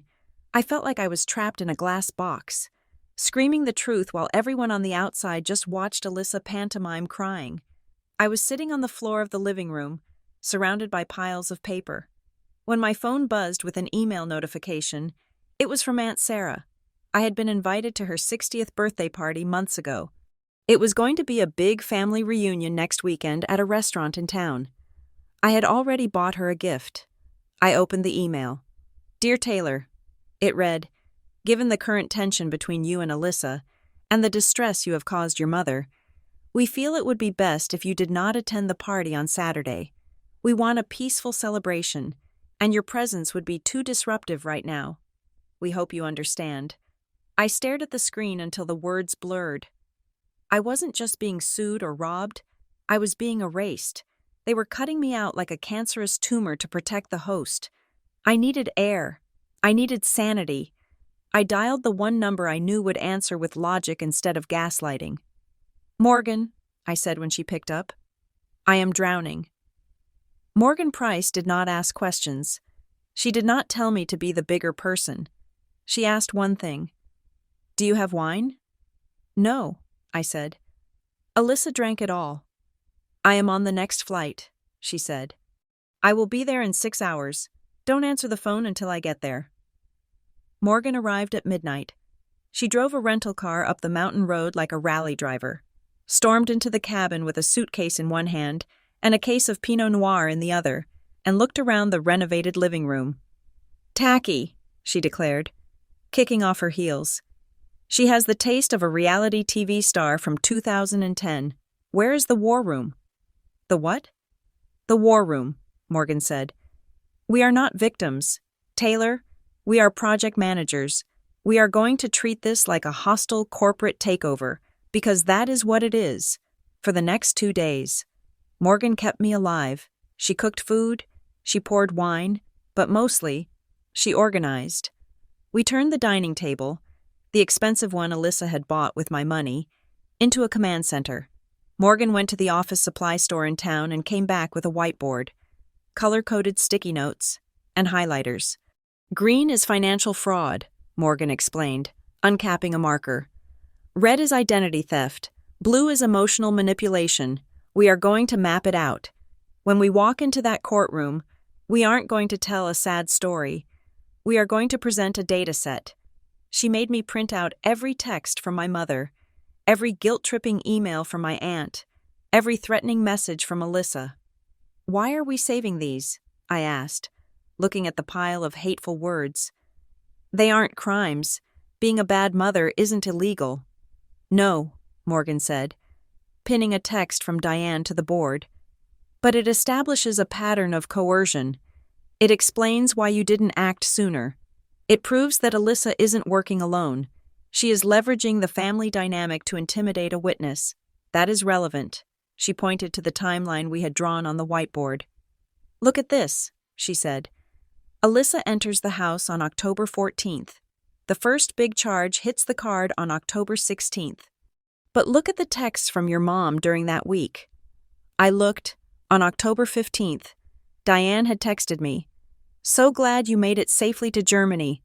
Don't worry about anything here. Focus on your work. We love you. She knew, Morgan said. Diane knew Alyssa was here. She was covering for her. She was keeping you calm so you wouldn't check the cameras. I felt a fresh wave of nausea. You think my mother was in on it? I think your mother needs Alyssa to be successful so she doesn't have to support her, Morgan said. And she was willing to sacrifice you to make that happen. We worked through the night. By the morning of the third day, the board was a masterpiece of evidence. We had linked the dates of the charges to Alyssa's social media posts. We had connected the contractor's invoices to the withdrawals. It was irrefutable, but the emotional toll was mounting. My phone was still buzzing with messages from Diane. She had escalated from guilt to rage. You are destroying this family. One text read, Your father would be ashamed of you.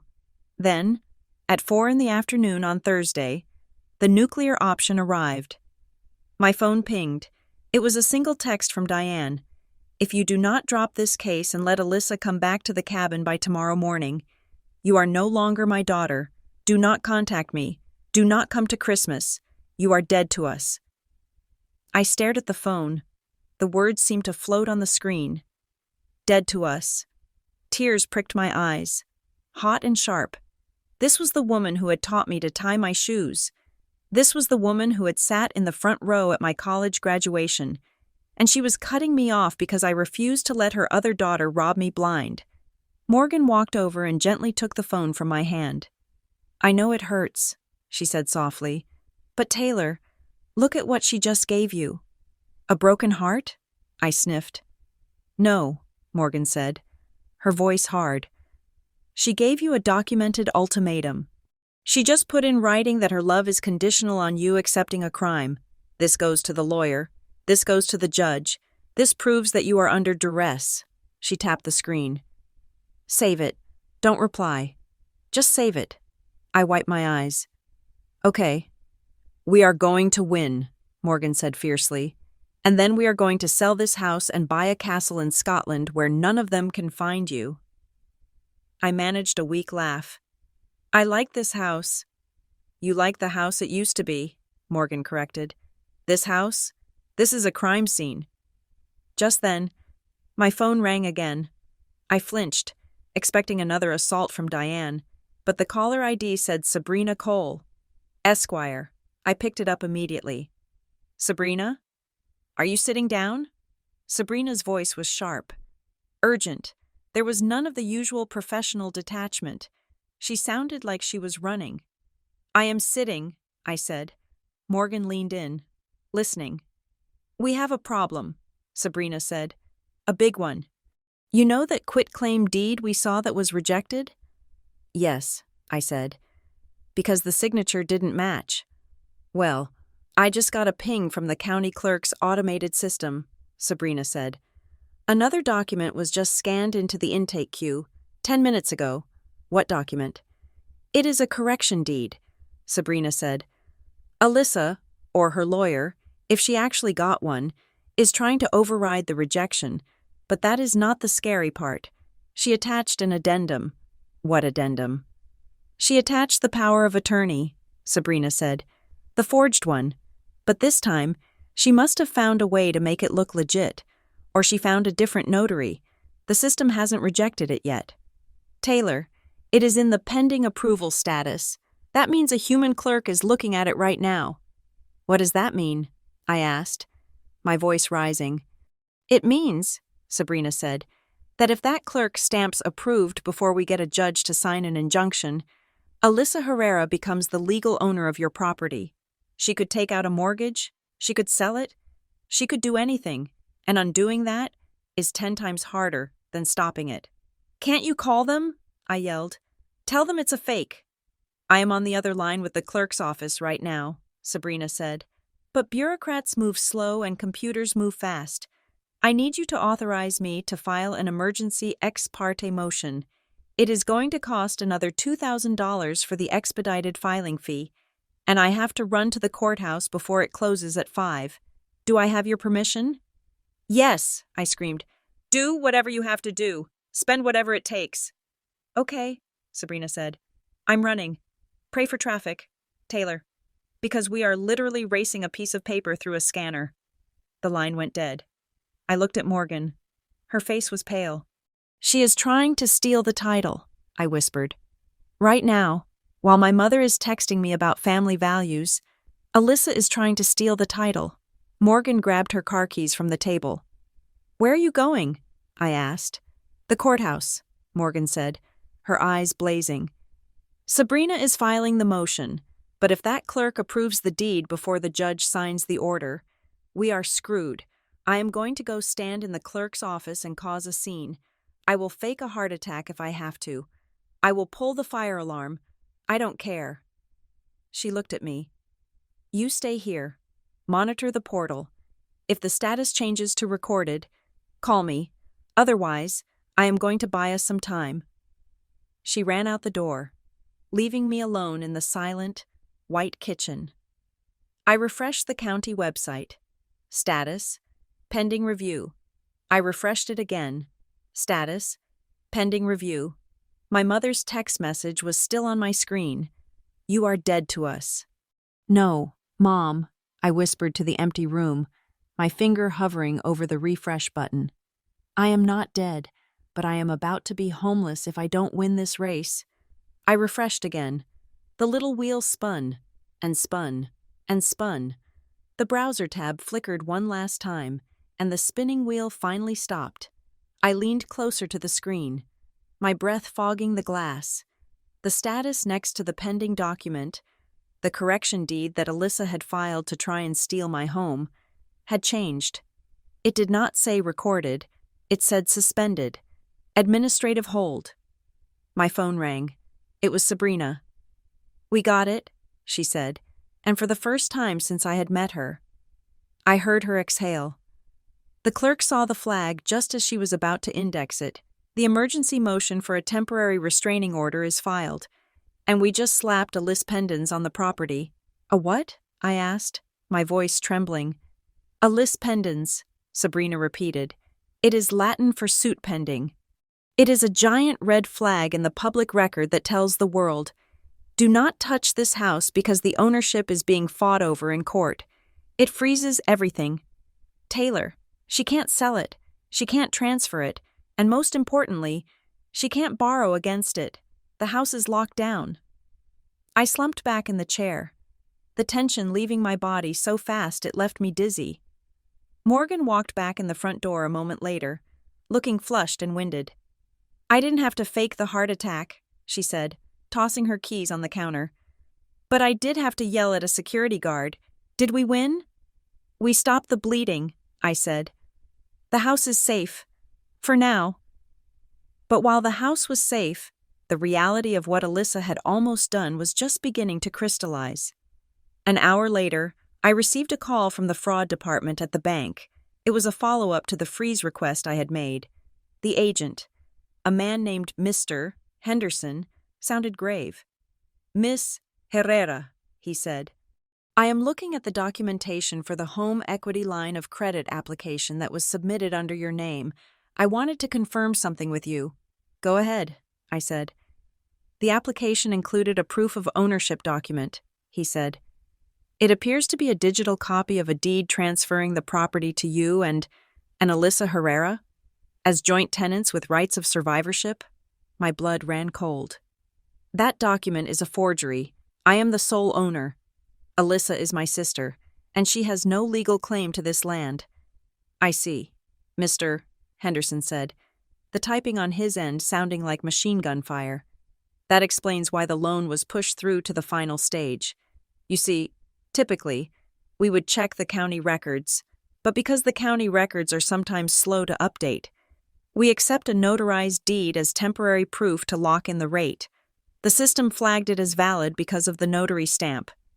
She used the fake deed to get the loan approved, I realized aloud. Correct, he said. And Ms. Herrera? The disbursement instructions for the $150,000, they were not set to deposit into your main checking account. Let me guess, I said. A new account? An external transfer, he corrected, to a generic account at an online bank. If we had funded this loan tomorrow, that money would have been moved out of our jurisdiction within minutes. I hung up the phone and looked at Morgan. She wasn't going to stay, I said. Morgan looked up from the timeline she was refining on the whiteboard. What? Alyssa, I said. She wasn't renovating the kitchen because she wanted to live here forever. She wasn't fighting for the house because she loves the mountains. She hates the mountains. I walked over to the window, looking out at the dark tree line. She spent $58,000 on the renovation to appraise the value higher. Then she applied for a loan for $150,000 against that value. She was going to take the cash, transfer it to an offshore or untraceable account, and then vanish. The exit strategy, Morgan whispered. Exactly, I said. She would leave me with a gutted house, a massive lien, and a foreclosure notice. She wasn't nesting. Morgan, she was strip mining. She was harvesting the equity like it was a crop. It was a sickening realization. The emotional manipulation, the "I just wanted a home" speech. It was all a stall tactic. She needed me to stay in Germany for just 2 more weeks. If I had come home in March like I planned, the money would have been gone, and she would have been a ghost. "She is not just a thief," Morgan said, her voice hard. "She is a predator." "I found something," Morgan said, turning her laptop toward me. I was digging through the Wayback Machine and some cached versions of her Instagram. "She blocked you, obviously, but she forgot to block your burner account." I looked at the screen. It was a photo from November. It showed Alyssa standing in my living room, holding a glass of wine, with the construction crew in the background. The caption read, "So proud to finally buy my dream vacation home. It needs a lot of love, but I am ready for the challenge. New beginnings, mountain life." Homeowner, I scrolled down to the comments. "So happy for you." "Babe, you deserve this," wrote one friend. "Finally, a place for us to crash during ski season," wrote another. "Proud of you for making it on your own," wrote a third. And Alyssa had liked every single comment. I stared at the screen, feeling a strange, hollow ache in my chest. It wasn't just the lie. It was the validation she sought. She had built an entire alternative reality where she was the successful one, the homeowner, the one who had made it, and to maintain that fantasy, she had to cannibalize my actual success. "She doesn't think she is stealing," I said quietly. Morgan looked at me. "What do you mean? Of course she knows." "No," I said, shaking my head. "Look at this. She truly believes she deserves this. In her head, I am the one who abandoned the house. I am the one with the easy corporate job who doesn't appreciate what I have. She views this as a redistribution. She thinks she is correcting a cosmic imbalance. That is why she can look me in the eye and call me selfish. She has moralized her own greed." "That makes her dangerous," Morgan said. "A criminal who feels guilty might stop. A criminal who feels righteous will burn the world down." My phone buzzed again. It was Detective Mason Ward. "Ms. Herrera?" he said. His voice was brisk, stripped of the fatigue I had heard yesterday. "I have news." "Did you get the warrant?" I asked. "Working on it," he said. "But I did what you asked." I ran her name through the national database, but I also started making calls to the jurisdictions where she lived previously, New York City, Jersey City, and I found something interesting in a police report from 3 years ago in Hoboken. "What kind of report?" "Identity theft," Ward said. Complainant was a roommate, a woman named Chloe Miller. She reported that Alyssa had opened utility accounts and a credit card in her name. "What happened?" I asked. "Did they arrest her?" "No," Ward said. "The case was closed due to insufficient evidence. Apparently, Alyssa claimed it was a misunderstanding, that they had agreed to split bills and she just used the wrong Social Security number by accident. It was he said, she said, and since the amount was under $2,000, the DA didn't pursue it." "She practiced," I said. "She tested the waters." "Exactly," Ward said. "But here is the kicker. I called this Chloe Miller. I tracked her down. She cried when I told her why I was calling. She still has a collection agency chasing her for a cable bill from 2022. She said she would be willing to testify to establish a pattern of behavior. That destroys the misunderstanding defense," I said. "It does," Ward said. "I am adding her statement to the affidavit. This isn't a family dispute anymore. Ms. Herrera, we have multiple victims across state lines. We are looking at a serial fraudster." I hung up and relayed the news to Morgan. She nodded, grimly satisfied. "We need to lock this down civilly, too," Morgan said. "The criminal case will take months. We need a civil judgment that says she owes you that $58,000 plus damages, just in case she tries to plead out and avoid restitution." I called Sabrina back. "Draft the civil complaint," I told her.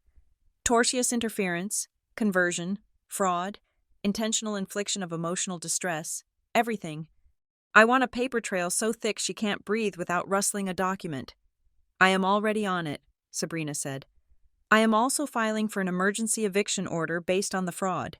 Since she has no lease and her residency is based on criminal activity, we can bypass the 30-day notice. I can have a sheriff there to escort her out within 48 hours. Do it, I said.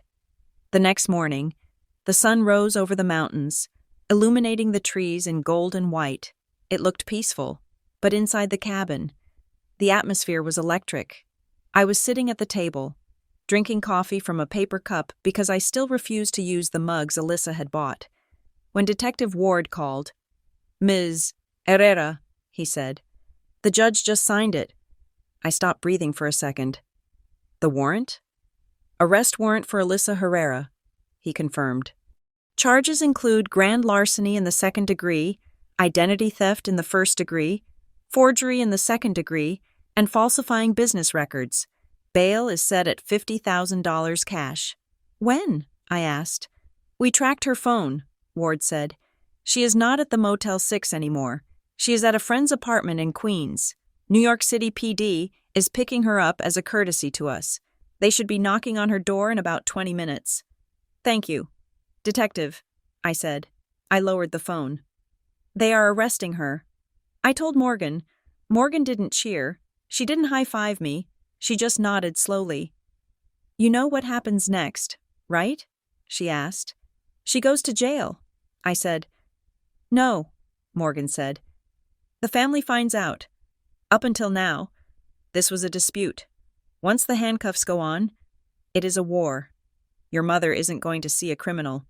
She is going to see her baby being persecuted by her rich, heartless older sister. You are about to become the most hated person in your family tree." I looked around the kitchen. I looked at the white cabinets that were bought with my stolen life. I looked at the spot where the deed had almost been transferred. I thought about the text from my mother. "You are dead to us." I thought about Alyssa's post. "My dream home." "I know," I said, "but they made their choice when they decided my safety was less important than her comfort." I picked up my phone and opened the group chat with my mother and aunts. I didn't type a defense. I didn't type an apology. I typed one sentence. "The police are on their way to pick up Alyssa for identity theft and mortgage fraud. Please do not interfere with the investigation." I hit send. Then I turned off my phone. The silence of the mountains finally returned. But it wasn't the silence of peace. It was the silence of the deep breath before the scream. The legal battle was just starting, but the family battle had just gone nuclear. And as I sat there, waiting for the inevitable explosion, I realized I didn't feel guilty. I felt clean. I had reclaimed my name. I had saved my home. And if the price of that was losing a family that would steal from me, then perhaps that was a cost I could afford to pay. The phone call that signaled the end of my sister's freedom came at 10:42 on a Tuesday morning. The sun was hitting the snow on the pines outside my window, creating a blinding, pristine white that felt completely at odds with the grime of the news I was hearing. Detective Mason Ward did not waste time with pleasantries. He spoke with the flat, clipped cadence of a man who had made this call 1,000 times before. They picked her up in Queens. She was not at a homeless shelter. She was not sleeping in her car.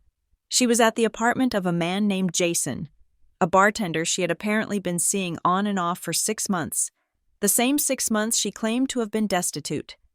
When the officers knocked on the door, she did not run. She did not fight.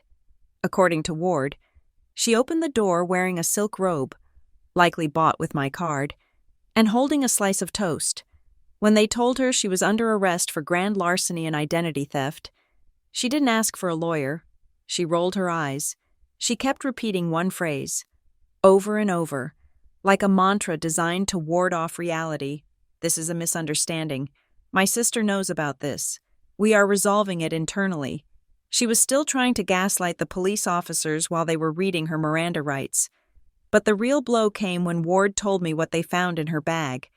They had seized her purse and a small travel suitcase she had by the door. Inside, they found my passport. They found my social security card. They found 3 credit cards in my name that I had never applied for, still glued to the paper backing they were mailed in. And they found a notebook. It was a spiral-bound notebook, the kind kids use for high school math.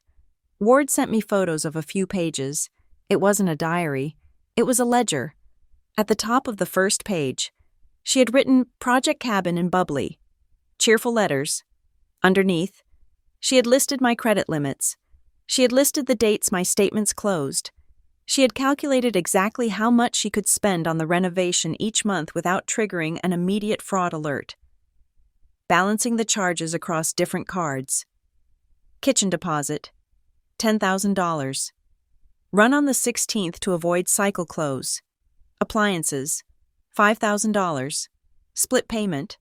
Living expenses, $2,000 per month.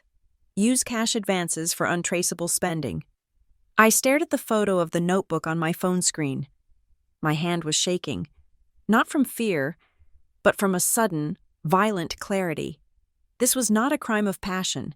It was not a desperate act of survival. It was a job. She had treated the theft of my life as a project management task. She had applied the same organizational skills I used to run clinical trials to the systematic dismantling of my financial future. I put the phone down on the quartz countertop. I expected to feel happy. I expected to feel a surge of vindication, a rush of "I told you so" that I could shout from the rooftops. I had spent days terrified, angry, and defensive. Now, the threat was neutralized. She was in a holding cell. The police had the evidence, but I didn't feel happy. I felt a profound, hollow exhaustion. It felt like the moment after a car crash when the metal stops screeching and the glass stops falling. You are not glad to be bleeding. You are just relieved that the impact is over. I wasn't celebrating. I was just finally able to stop bracing for the next hit. The arraignment was scheduled for the next morning at the county courthouse. Alyssa had been transported back up to our jurisdiction overnight. Sabrina told me I didn't have to go. She said it would be emotional. She said it would be ugly. I need to see it, I told her. I need to know it is real. If I don't see her in that courtroom, part of me is always going to believe she is still hiding in my attic. The courthouse was a brutalist concrete building that smelled of floor wax and stale coffee.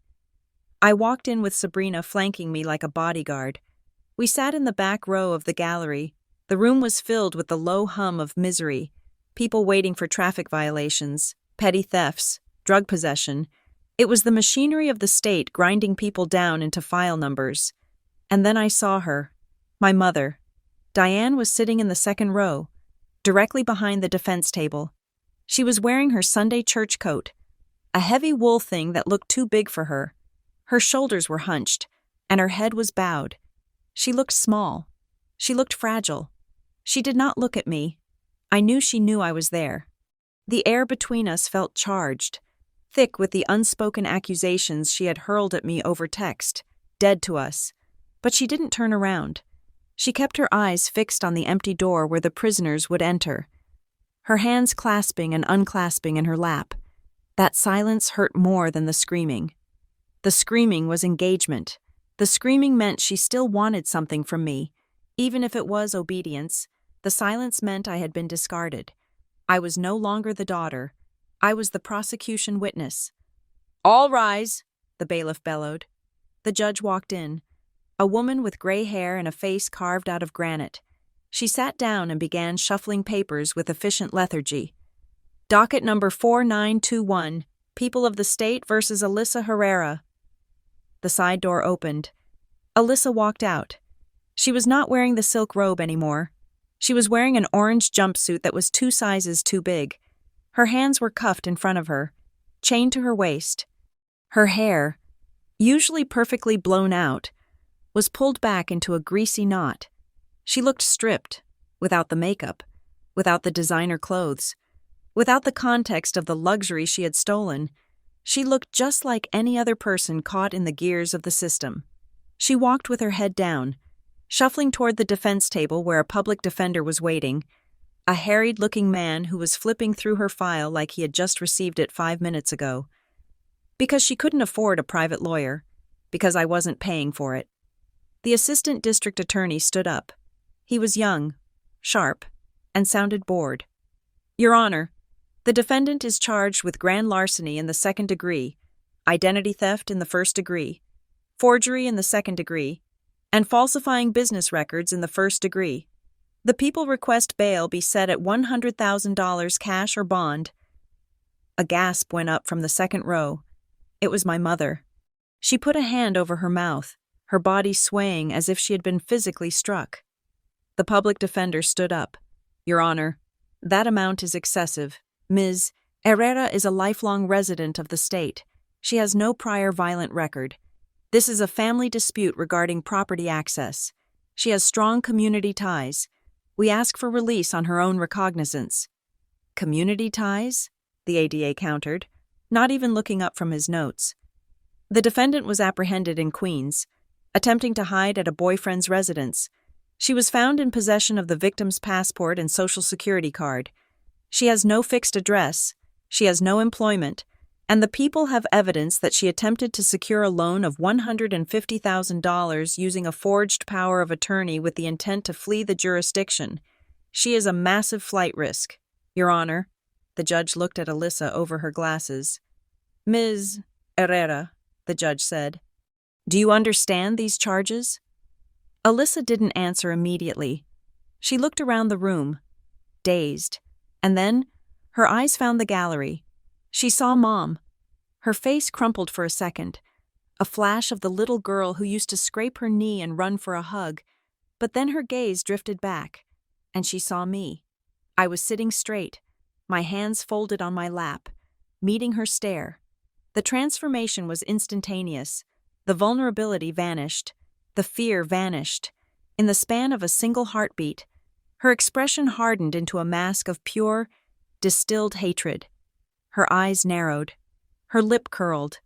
It wasn't the look of someone who was sorry. It wasn't the look of someone who felt misunderstood. It was the look of someone who blamed me for the handcuffs. In her mind, I had put her there, not the theft, not the forgery, not the lies. Me. I was the architect of her suffering because I had refused to be her victim. She stared at me with such intensity that I felt cold all over. It was a promise. If I get out of here, I am coming for you. Ms. Herrera, the judge barked. Alyssa snapped her head back to the bench. Yes, she whispered. Yes, I understand. Bail is set at $75,000 cash or insurance bond, the judge ruled, banging the gavel. Next case, $75,000. Alyssa didn't have $75, let alone $75,000. The bailiff grabbed her arm. Alyssa looked back at Mom one last time, mouthing, "Help me." And then she was led back through the door, the chains rattling with a sound that seemed to echo in the high ceilings. The room cleared out. I stood up. My legs felt shaky. Diane stood up too. She turned around. For a moment, we stood 5 feet apart in the aisle of the courtroom. I waited. I didn't know what I was waiting for. Maybe for her to yell. Maybe for her to cry. But she just looked at me. Her eyes were dry and red-rimmed. She looked at me like I was a stranger who had just kicked her dog. She looked at me with a profound, terrifying absence of love. She didn't say a word. She turned her back on me and walked out of the courtroom, her heavy coat swishing around her ankles. The rejection was absolute. It was a physical weight pressing down on my chest. We walked out into the bright, cold sunshine of the parking lot. Sabrina put a hand on my arm. "You did good," she said. "You held it together." "She hates me," I said, watching my mother's old sedan pull out of the lot. "My mother hates me more than she hates the crime." "Your mother is grieving," Sabrina said pragmatically. "She is grieving the image of the family she thought she had. It is easier to be angry at the person who turned on the lights than to be angry at the mess revealed." My phone buzzed. I pulled it out. It was a text from Diane. "Are you satisfied?" 3 words. Simple, brutal. "Are you satisfied?" As if my satisfaction was the point. As if I had done this for sport. I started to type. I wanted to type, "No, Mom, I am not satisfied. I am heartbroken. I am trying to keep what is mine." Sabrina reached over and gently covered my screen with her hand. "No," she said. I need to tell her, I said, my voice cracking. No, Sabrina repeated, her voice firm. Do not reply. Anything you say right now will be twisted. If you say you are sad, they will say you are admitting guilt. If you say you are angry, they will say you are vindictive. If you say nothing, you are the cold, heartless sister who put her sibling in a cage. You cannot win this conversation. Taylor, the only way to win is not to play. I looked at the text one last time. Then I deleted the notification and put the phone in my pocket. Okay, I whispered. We were walking toward my car when a man in a gray suit jogged up to us. It was the assistant district attorney. Ms. Cole, he said, nodding to Sabrina. Ms. Herrera. Mr. Henderson, Sabrina said. Is there an issue with the bail? No, the ADA said. He looked energized, like he had just drunk 3 espressos. Actually, something just came across my desk from the fraud unit. We got the report back from the county clerk regarding that correction deed your sister filed. The one we blocked? I asked. The one you blocked, he nodded.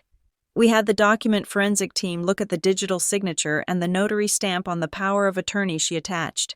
He paused, looking at me with a strange mixture of pity and professional excitement. It wasn't just a forgery, Ms. Herrera. It was a cut-and-paste job. But the source document she used for your signature? We traced the pixelation. It matches the signature from your grandmother's will. I felt the ground tilt. She traced it from Grandma's will? Yes, he said. But that is not the big news. The big news is the notary stamp. The stamp belongs to a real notary, a woman named Sarah Jenkins. We interviewed Ms. Jenkins an hour ago. Was she in on it? Sabrina asked sharply.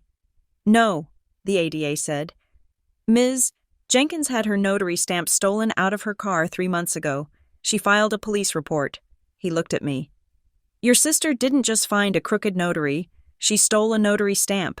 She has been physically manufacturing authorized documents. This bumps the charges up. We are adding criminal possession of a forged instrument in the first degree and burglary for the theft of the stamp. Assuming we can link her to the car break-in. He took a breath. But more importantly, because she attempted to use these forged instruments to alter a property title. The state is considering upgrading the primary charge. We are not looking at grand larceny anymore. We are looking at attempted grand larceny in the first degree. It is a Class C felony, mandatory prison time, no probation. Mandatory prison time. The words hung in the cold air. How long? I asked.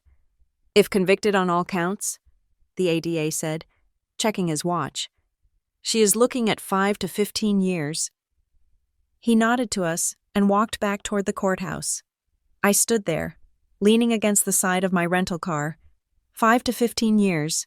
My sister wasn't just a messy screw-up who borrowed money she couldn't pay back. She was a felon who was looking at a decade behind bars. And the terrifying part, the part that made me shiver despite the sunlight, was that she had done it all for a kitchen, for a lifestyle, for the appearance of success. She had thrown away her entire life and tried to throw away mine, for the sake of an image. It is over, Sabrina said quietly. She isn't getting bail, not with the stolen stamp charge. She is staying inside until trial. It isn't over, I said, looking at the empty road where my mother had driven away. The legal part is just math now. But the rest of it? The war? I unlocked the car door. The war has just started. The sledgehammer made a sound like a gunshot when it hit the quartz countertop. It was a Saturday morning, 3 days before the trial was set to begin, and I was not preparing my testimony. I was engaging in demolition. I had not hired a crew to remove the $58,000 kitchen my sister had installed with my stolen money. I needed to do it myself. I needed to feel the vibration of the impact travel up my arms. I needed to see the white, sterile surface crack and crumble under my own power.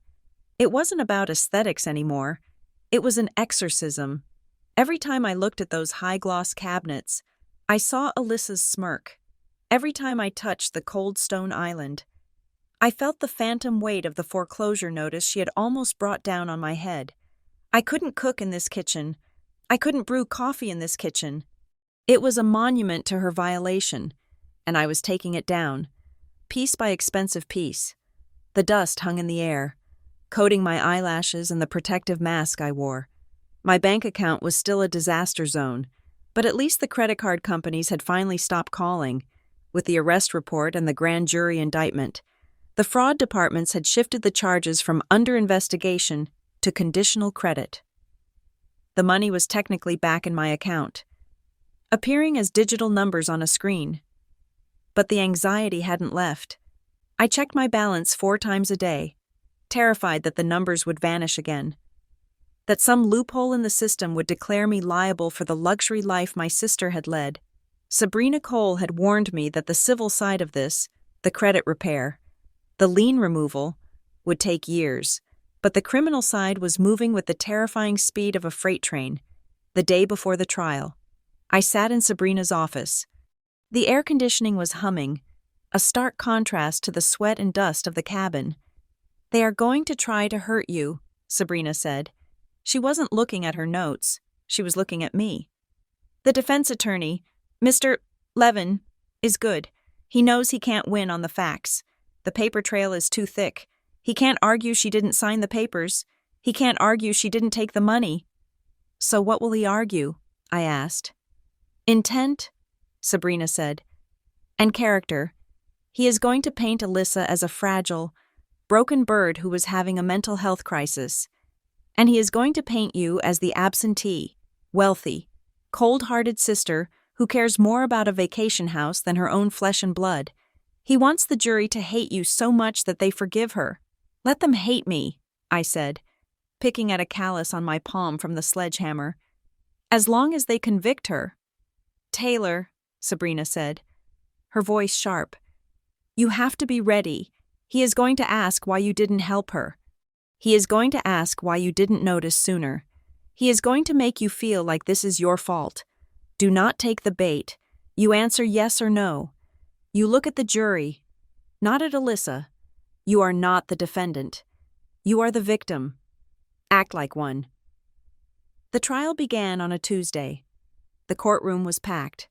My mother was there, sitting in the front row behind the defense table, wearing black as if she were attending a funeral. She didn't look at me, not once. Her gaze was fixed on the back of Alyssa's head. The prosecution opened with the heavy hitters. Caleb Fowler, the contractor, took the stand first. He looked uncomfortable in a suit that was too tight across the shoulders. He described the initial meeting with Alyssa. "She told me she owned the place," Caleb said, his voice gruff. "She had the keys. She knew the code to the alarm. She walked around like she had lived there for years. She sat at the kitchen table, the old one, and signed the contract right in front of me. She didn't hesitate. She didn't look nervous. She acted like a woman who was treating herself to a renovation." "And did she pay you?" the prosecutor asked.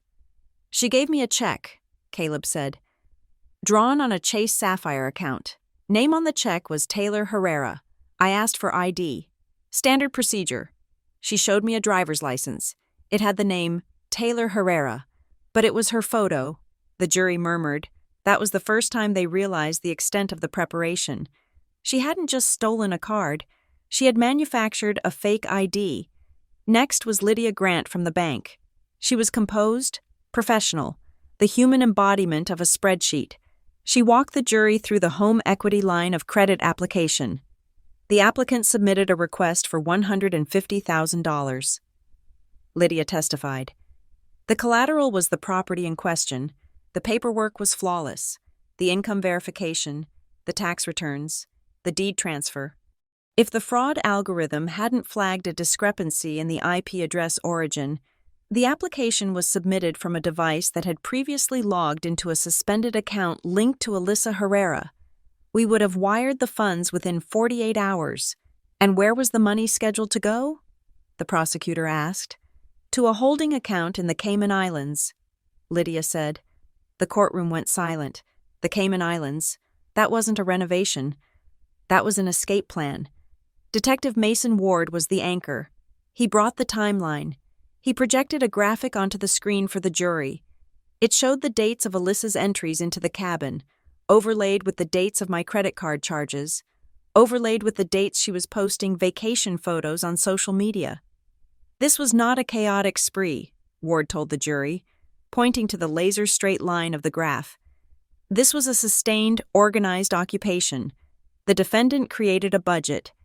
We found a notebook where she tracked the billing cycles of the victim's credit cards so she could maximize the spending before the statements were generated.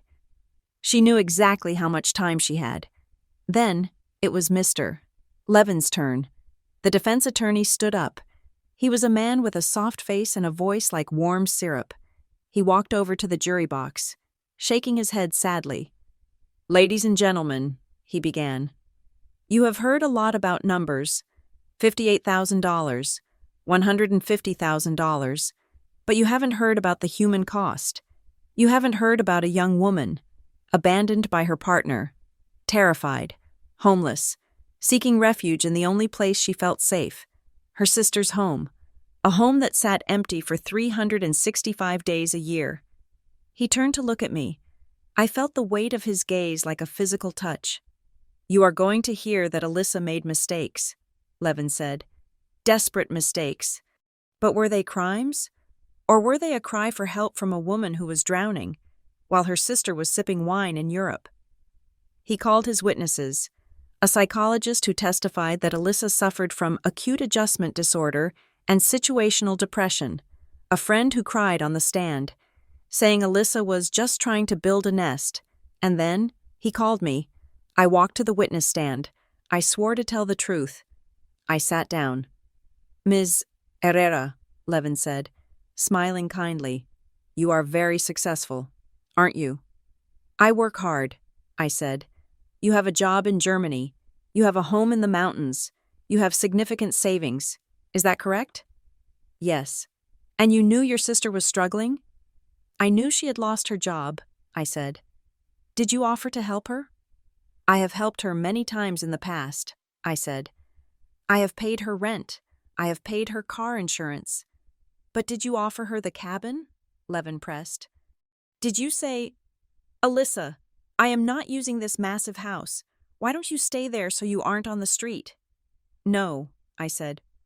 "Why not?" Levin asked, his voice dropping to a whisper. "Why deny your own sister a roof over her head?" "Because," I said, looking him dead in the eye, "the last time I let her stay at my apartment, she stole my checkbook." Objection. Sustained. But the jury had heard it. The trial dragged on for 3 days. It was a brutal game of emotional tennis. But on the final day of testimony, the prosecution dropped the hammer. They recalled Detective Ward to the stand. "Detective," the prosecutor said, "during your investigation into the defendant's mail forwarding requests, did you find anything unusual?" "Yes," Ward said. He held up a document. "We subpoenaed the records from the United States Postal Service. And what did you find?" "We found a change of address form," Ward said, "submitted by Alyssa Herrera, requesting that all mail for Taylor Herrera be diverted to a post office box in Queens." "And what was the date on that form?" Ward looked at the paper. "August 14th, 2025, the courtroom murmured again. "August?" the prosecutor asked. "That is 2 months before the defendant entered the cabin.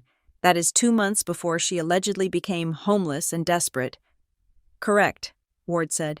"She attempted to divert the victim's bank statements and credit card bills to a P.O. box. She controlled a full 8 weeks before she ever set foot in the Adirondacks.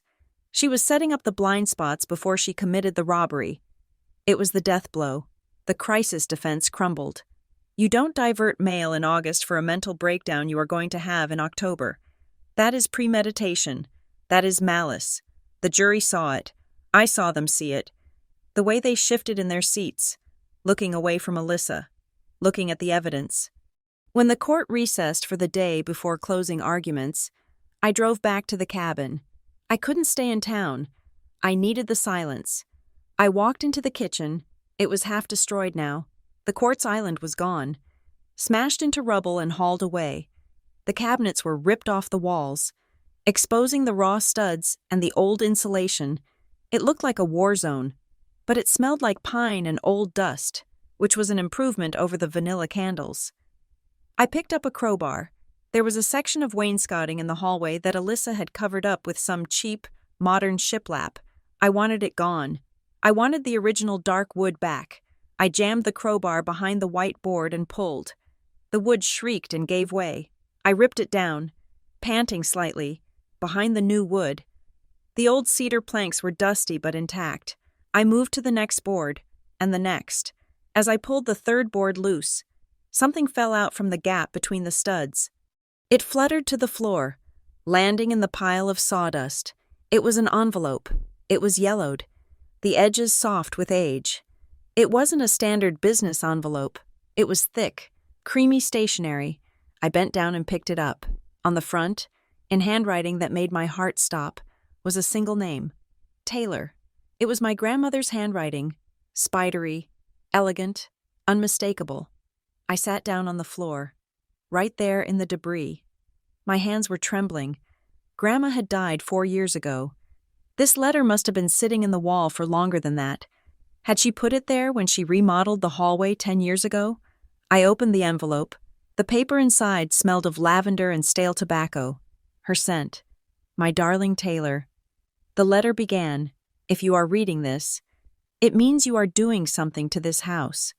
Probably fixing a leak I ignored. Or maybe you finally decided to tear down that ugly wallpaper in the hall. Good for you. This house needs strong hands." I smiled, a tear tracking through the dust on my cheek. I am writing this because I know you. I know you carry the world on your shoulders. You carry your mother's sadness and your sister's chaos as if they are your job descriptions. They are not. I stopped reading. The air in the hallway felt suddenly charged, as if she were standing right there.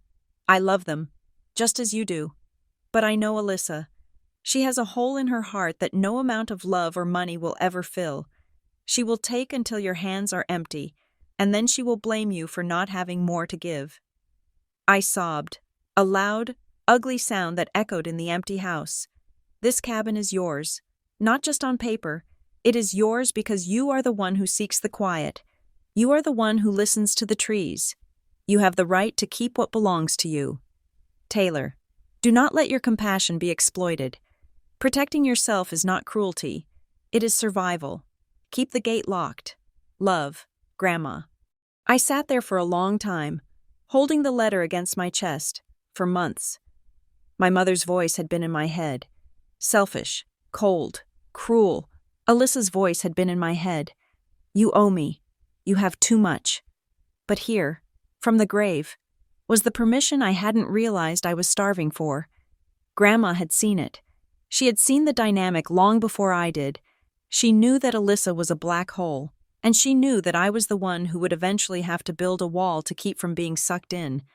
I wasn't the villain. I was just the one who finally locked the gate. I folded the letter and put it in my pocket. I stood up. I didn't need to tear down any more walls tonight. The house felt lighter. The ghosts were gone. The next morning, closing arguments were brief. The prosecutor laid out the facts, the timeline, the mail diversion, the stolen notary stamp, the intent to flee. The defense attorney made a passionate plea for mercy, talking about family trauma and forgiveness. But when the jury walked out to deliberate, the room felt different. The energy had shifted. I sat in the gallery, my hand resting on the pocket where the letter was tucked. Alyssa turned around. She looked at Mom. Mom reached out a hand, touching the railing that separated them. They were weeping, a tableau of shared tragedy. Then Alyssa looked at me. She waited for me to crumble. She waited for me to look away in shame. I looked back at her. I didn't smile. I didn't glare. I just looked at her with the calm, detached clarity of a stranger. I saw the manipulation. I saw the greed. I saw the waste of potential. But I didn't see my responsibility anymore. The hours ticked by. 1 hour, 2 hours, 3. Usually, a quick verdict means guilty. A long deliberation means they are fighting. 3 hours was the uncanny valley. It was long enough to be thorough, short enough to be decisive. At 4 o'clock, The buzzer sounded. "The jury has reached a verdict," the bailiff announced. The door opened. The jurors filed in. They didn't look at Alyssa. That was the tell. Jurors never look at the defendant they are about to convict. My heart usually raced in moments like this. In project management, this was the go/no-go meeting. In life, this was the moment the axe fell. But as the foreman stood up, a piece of paper trembling slightly in his hands, I realized that my hands were steady. My breath was even. For the first time in 5 months, since the moment I saw the white SUV in my driveway, I wasn't afraid. I had my house, I had my truth, and I had the only approval that mattered, resting safely in my pocket. "In the matter of the people of the state versus Alyssa Herrera," the foreman read, his voice clear in the silent room, "on the charge of grand larceny in the 2nd degree." He paused. I closed my eyes and exhaled. "We find the defendant guilty." The word hung in the air, heavy and absolute. "On the charge of grand larceny in the 2nd degree, we find the defendant, Alyssa Herrera, guilty. On the charge of identity theft in the 1st degree, we find the defendant guilty. On the charge of criminal possession of a forged instrument, guilty. On the charge of attempted grand larceny in the 1st degree, guilty." The foreman sat down. The silence that followed was not the silence of the mountains. It was the vacuum of a life imploding. I looked at Alyssa. She wasn't crying. She was frozen. Her mouth was slightly open, her eyes wide and unblinking. She looked like she had been struck by lightning. For her entire life, she had operated on the principle that consequences were things that happened to other people. She believed that tears were a currency that could buy her out of anything, and that family was a safety net that would never break, no matter how much she cut the ropes. But the net had broken. From the row behind her, a sound tore through the room, a ragged, choked sob. It was my mother. She slumped forward, her forehead hitting the back of the wooden bench. It was the sound of a woman watching her own heart get locked away. And for a fleeting second, I felt a phantom ache of sympathy. But then I remembered the text message, "You are dead to us," and the ache hardened back into resolve. The judge set the sentencing hearing for 3 weeks later. Bail was revoked. The bailiff stepped forward, pulling Alyssa's arms behind her back. The clinking of the handcuffs was the loudest sound in the world. 3 weeks passed in a blur of paperwork. Sabrina filed the final motions to lift the lis pendens on the house. Now that the criminal verdict established the fraud, the bank formally cleared my name from the loan application. The credit bureaus began the slow process of scrubbing the inquiries from my report, but the real work was inside me. I spent those 3 weeks at the cabin, not renovating, but simply existing. I woke up when I wanted. I drank coffee on the porch. I watched the snow melt. I was reclaiming the space by living in it, day by quiet day. Then came the sentencing. The courtroom felt different this time. The air was thinner, sharper. This wasn't about facts anymore. It was about punishment. The prosecutor, Mr. Henderson, did not hold back. "Your Honor," he said, standing at the podium, "Alyssa Herrera did not steal a loaf of bread to feed a starving child. She stole a lifestyle. She stole an identity. She used sophisticated methods, forged notaries, diverted mail, fake IDs, to systematically dismantle her sister's life, and she did it while living in her sister's home, sleeping under her sister's roof. This was a violation of the most intimate kind. The people request a sentence of 7 to 10 years in a state correctional facility, plus full restitution of $58,700. Then it was the defense's turn. Alyssa stood up. She had clearly been coached. She was weeping softly, trembling like a leaf in a storm. "I am so sorry," she whispered into the microphone. "I never meant to hurt anyone. I was so lost. I lost my job. I lost my home. I felt like I was drowning. I just wanted to feel safe. I thought Taylor would understand. I thought we were family. I acted out of desperation, not malice. Please, Your Honor, I need help, not prison." It was a good performance. It was the same performance she had given in my kitchen the night I came home. "I did it for you. I improved the asset." The judge looked at me. "The court will hear the victim impact statement." I stood up. I walked to the podium. I had written a speech on a piece of legal pad paper, but as I looked at Alyssa, I realized I didn't need it. I folded the paper and put it away. I gripped the sides of the podium. My hands were steady. "Your Honor," I began, "for the last 5 months, I have been told by my family that I am the villain in this story. I have been told that because I have a career, because I have savings, because I have this house. I should have allowed my sister to take what she wanted. I was told that my boundaries were cruelty." I looked directly at the judge. "But this crime wasn't about money. $58,000 is a lot of money, but I can earn it back. This crime was about safety. My sister took the one place in the world where I felt safe, my sanctuary, and she turned it into a trap. She slept in my bed while plotting to sell the roof over my head. She smiled at my mother while forging my signature." I paused, taking a breath. "The defense says she is sorry, but in all the texts she sent me, in all the voicemails, she never once said, 'I am sorry I hurt you.' She said, 'I am sorry I got caught.' She said, 'You are mean for stopping me.' She isn't mourning the damage she caused. She is mourning the loss of the life she stole.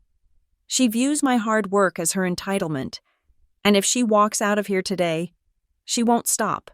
She will just find a better victim." I looked at Alyssa. She refused to meet my eyes. I am asking the court to impose a sentence that reflects the reality of what she did. She didn't just break into a house. She tried to break a person, and I am asking you to ensure she cannot do it again. I sat down. The room was silent. The judge adjusted her robe. She looked at Alyssa, her expression unreadable. "Alyssa Herrera," the judge said, "I have sat on this bench for 20 years. I have seen drug dealers. I have seen bank robbers. But rarely have I seen a case of such calculated betrayal within a family." The judge leaned forward. "You speak of desperation, but desperation does not hire a contractor to install quartz countertops. Desperation does not divert mail 2 months in advance. That is greed, pure and simple. The court finds the abuse of family trust to be a significant aggravating factor in this case." The judge continued, "You used your sister's love as a weapon against her. You weaponized your mother's affection to shield your crimes. That is a level of moral bankruptcy that requires a severe response. Therefore, it is the judgment of this court that you be sentenced to a term of 5 to 7 years in the state penitentiary. Upon your release, you will serve 5 years of supervised probation. You are ordered to pay restitution in the amount of $58,700 to the victim. A protective order is granted, barring you from any contact with Taylor Herrera for the duration of your sentence and probation." 5 to 7 years. The gavel banged. It sounded like the final nail in a coffin. Alyssa let out a wail. It wasn't a cry of sorrow. It was a scream of rage. The bailiff moved in. They pulled her up from the chair. She stumbled, her legs giving out, but they held her up. As they led her toward the side door, she turned. She looked at me. Her face was twisted, ugly with tears and snot, but her eyes were laser-focused. She was trying to transmit a narrative. She was trying to look at me with such profound victimhood that I would crack. She wanted to plant a seed of guilt that would grow in my stomach for the next decade.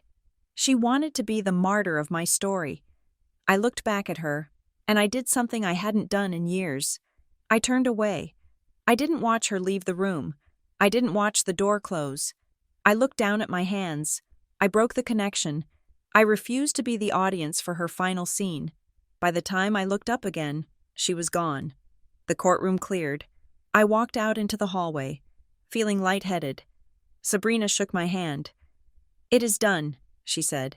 "The restitution order is filed as a civil judgment immediately. Any wages she earns in prison, any assets she has, which is nothing, will be garnished, but the money isn't the point." "No," I said. "It never was." I walked outside. The spring air was crisp. My mother was standing near the bottom of the concrete steps. She was alone. Her family, the aunts, the cousins, had surrounded her during the trial. But now, in the face of the prison sentence, they had drifted back to their cars. Uncomfortable with the reality of a felon in the family, Diane saw me coming. She didn't move. I could have walked around her. I could have gone to the side lot, but I didn't. I walked down the steps until I was standing 2 feet in front of her. She looked older than she had 3 weeks ago. The lines around her mouth were deep grooves of bitterness. 5 years, she whispered. Her voice was shaking. My baby is going to be in a cage for 5 years. She committed a crime, Mom, I said gently. She is your sister, Diane hissed, her eyes snapping up to meet mine. The grief was gone, replaced by a cold, hard anger. How do you sleep at night? How do you live with yourself knowing you put her there? You could have stopped this. You could have dropped the charges. You could have just paid the money. You have so much, and you wouldn't give her this one thing. I didn't put her there, I said. She put herself there when she stole my identity. I will never forgive you, Diane said. She emphasized every word, tapping them out like a sentence. Do you hear me? Never. You chose money over blood. You are cold. You are heartless. And as far as I'm concerned, I have no daughters left. It should have hurt. It should have felt like a knife in the chest. But it didn't. It felt like a weight being cut loose. I know you won't forgive me, I said calmly. And I accept that. But Mom, I didn't ask for your permission to protect myself. And I don't need your forgiveness to be okay. I walked past her. I didn't look back. I heard her start to cry again. That weaponized weeping she had used to control us for 30 years. But the sound faded as I reached my car. I got in, locked the door, and drove away. The drive up the mountain was different this time. The dread was gone. When I pulled into the driveway, the sun was setting, casting a warm, amber glow over the logs. I got out. The first thing I noticed was the new keypad on the door. It wasn't the one Alyssa had installed. It was a commercial-grade biometric lock. I had also installed 4 new cameras, covering every angle of the property, all feeding to a secure server that only I could access. I had signed up for a title monitoring service that would alert me the second anyone even searched for my deed in the county records. The cabin wasn't just a house anymore. It was a fortress. But it didn't feel like a prison. It felt like a castle. I walked inside. Morgan was packing her bag in the living room. She zipped it up as I entered. How did it go? She asked. 5 to 7 years, I said. Morgan let out a low whistle. Justice is served. Yeah, I said. It is. And the family? Gone, I said. Scorched earth. Morgan nodded. She walked over and hugged me tight. You know, you can choose your family, right? You have me. You have Sabrina, who I think is terrified of you now. By the way, you have the people who actually show up. I know, I said. Thank you, Morgan, for everything. I couldn't have done the war room without you. That is what friends are for, she grinned. Now, I have to catch a flight. I have a project in Seattle that is currently on fire, and unlike your life, I can't solve it with a subpoena. She left. I locked the door behind her. I was alone. The house was quiet, but it wasn't the empty, hollow silence I had felt when I arrived from Germany. It was a rich, full silence. I walked into the kitchen. It wasn't white anymore. For the last 2 weeks, after the sledgehammer session, I had been working. I had hired a local artisan, not Caleb Fowler, to install reclaimed barn wood cabinets.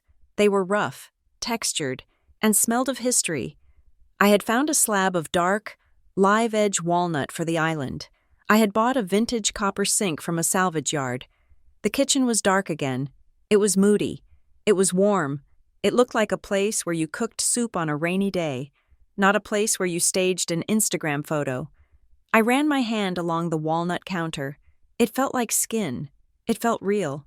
I made a cup of tea, in a chipped ceramic mug I had bought at a thrift store, and sat down on a wooden stool.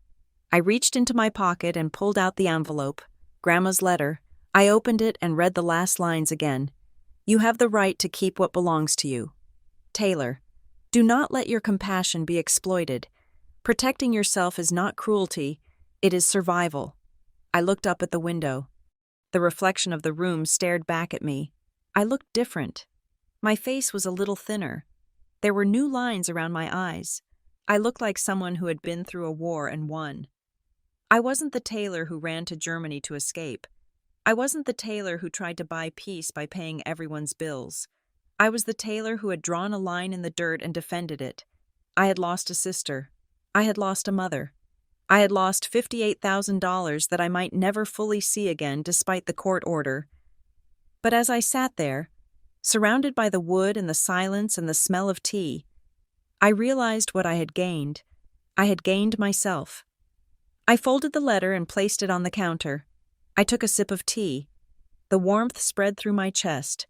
For the first time since I drove up that mountain road 5 months ago, for the first time since I saw the open gate and the white SUV, the knot in my stomach was gone. I was safe. I was strong. And finally, truly, I was home. Thank you so much for listening to my story. I would love to know where you are tuning in from. So please leave a comment below and share your thoughts on whether you think I did the right thing. If you enjoyed this story, please subscribe to the Nina Revenge Stories channel, like the video, and hit the notification bell to help this story get heard by more people.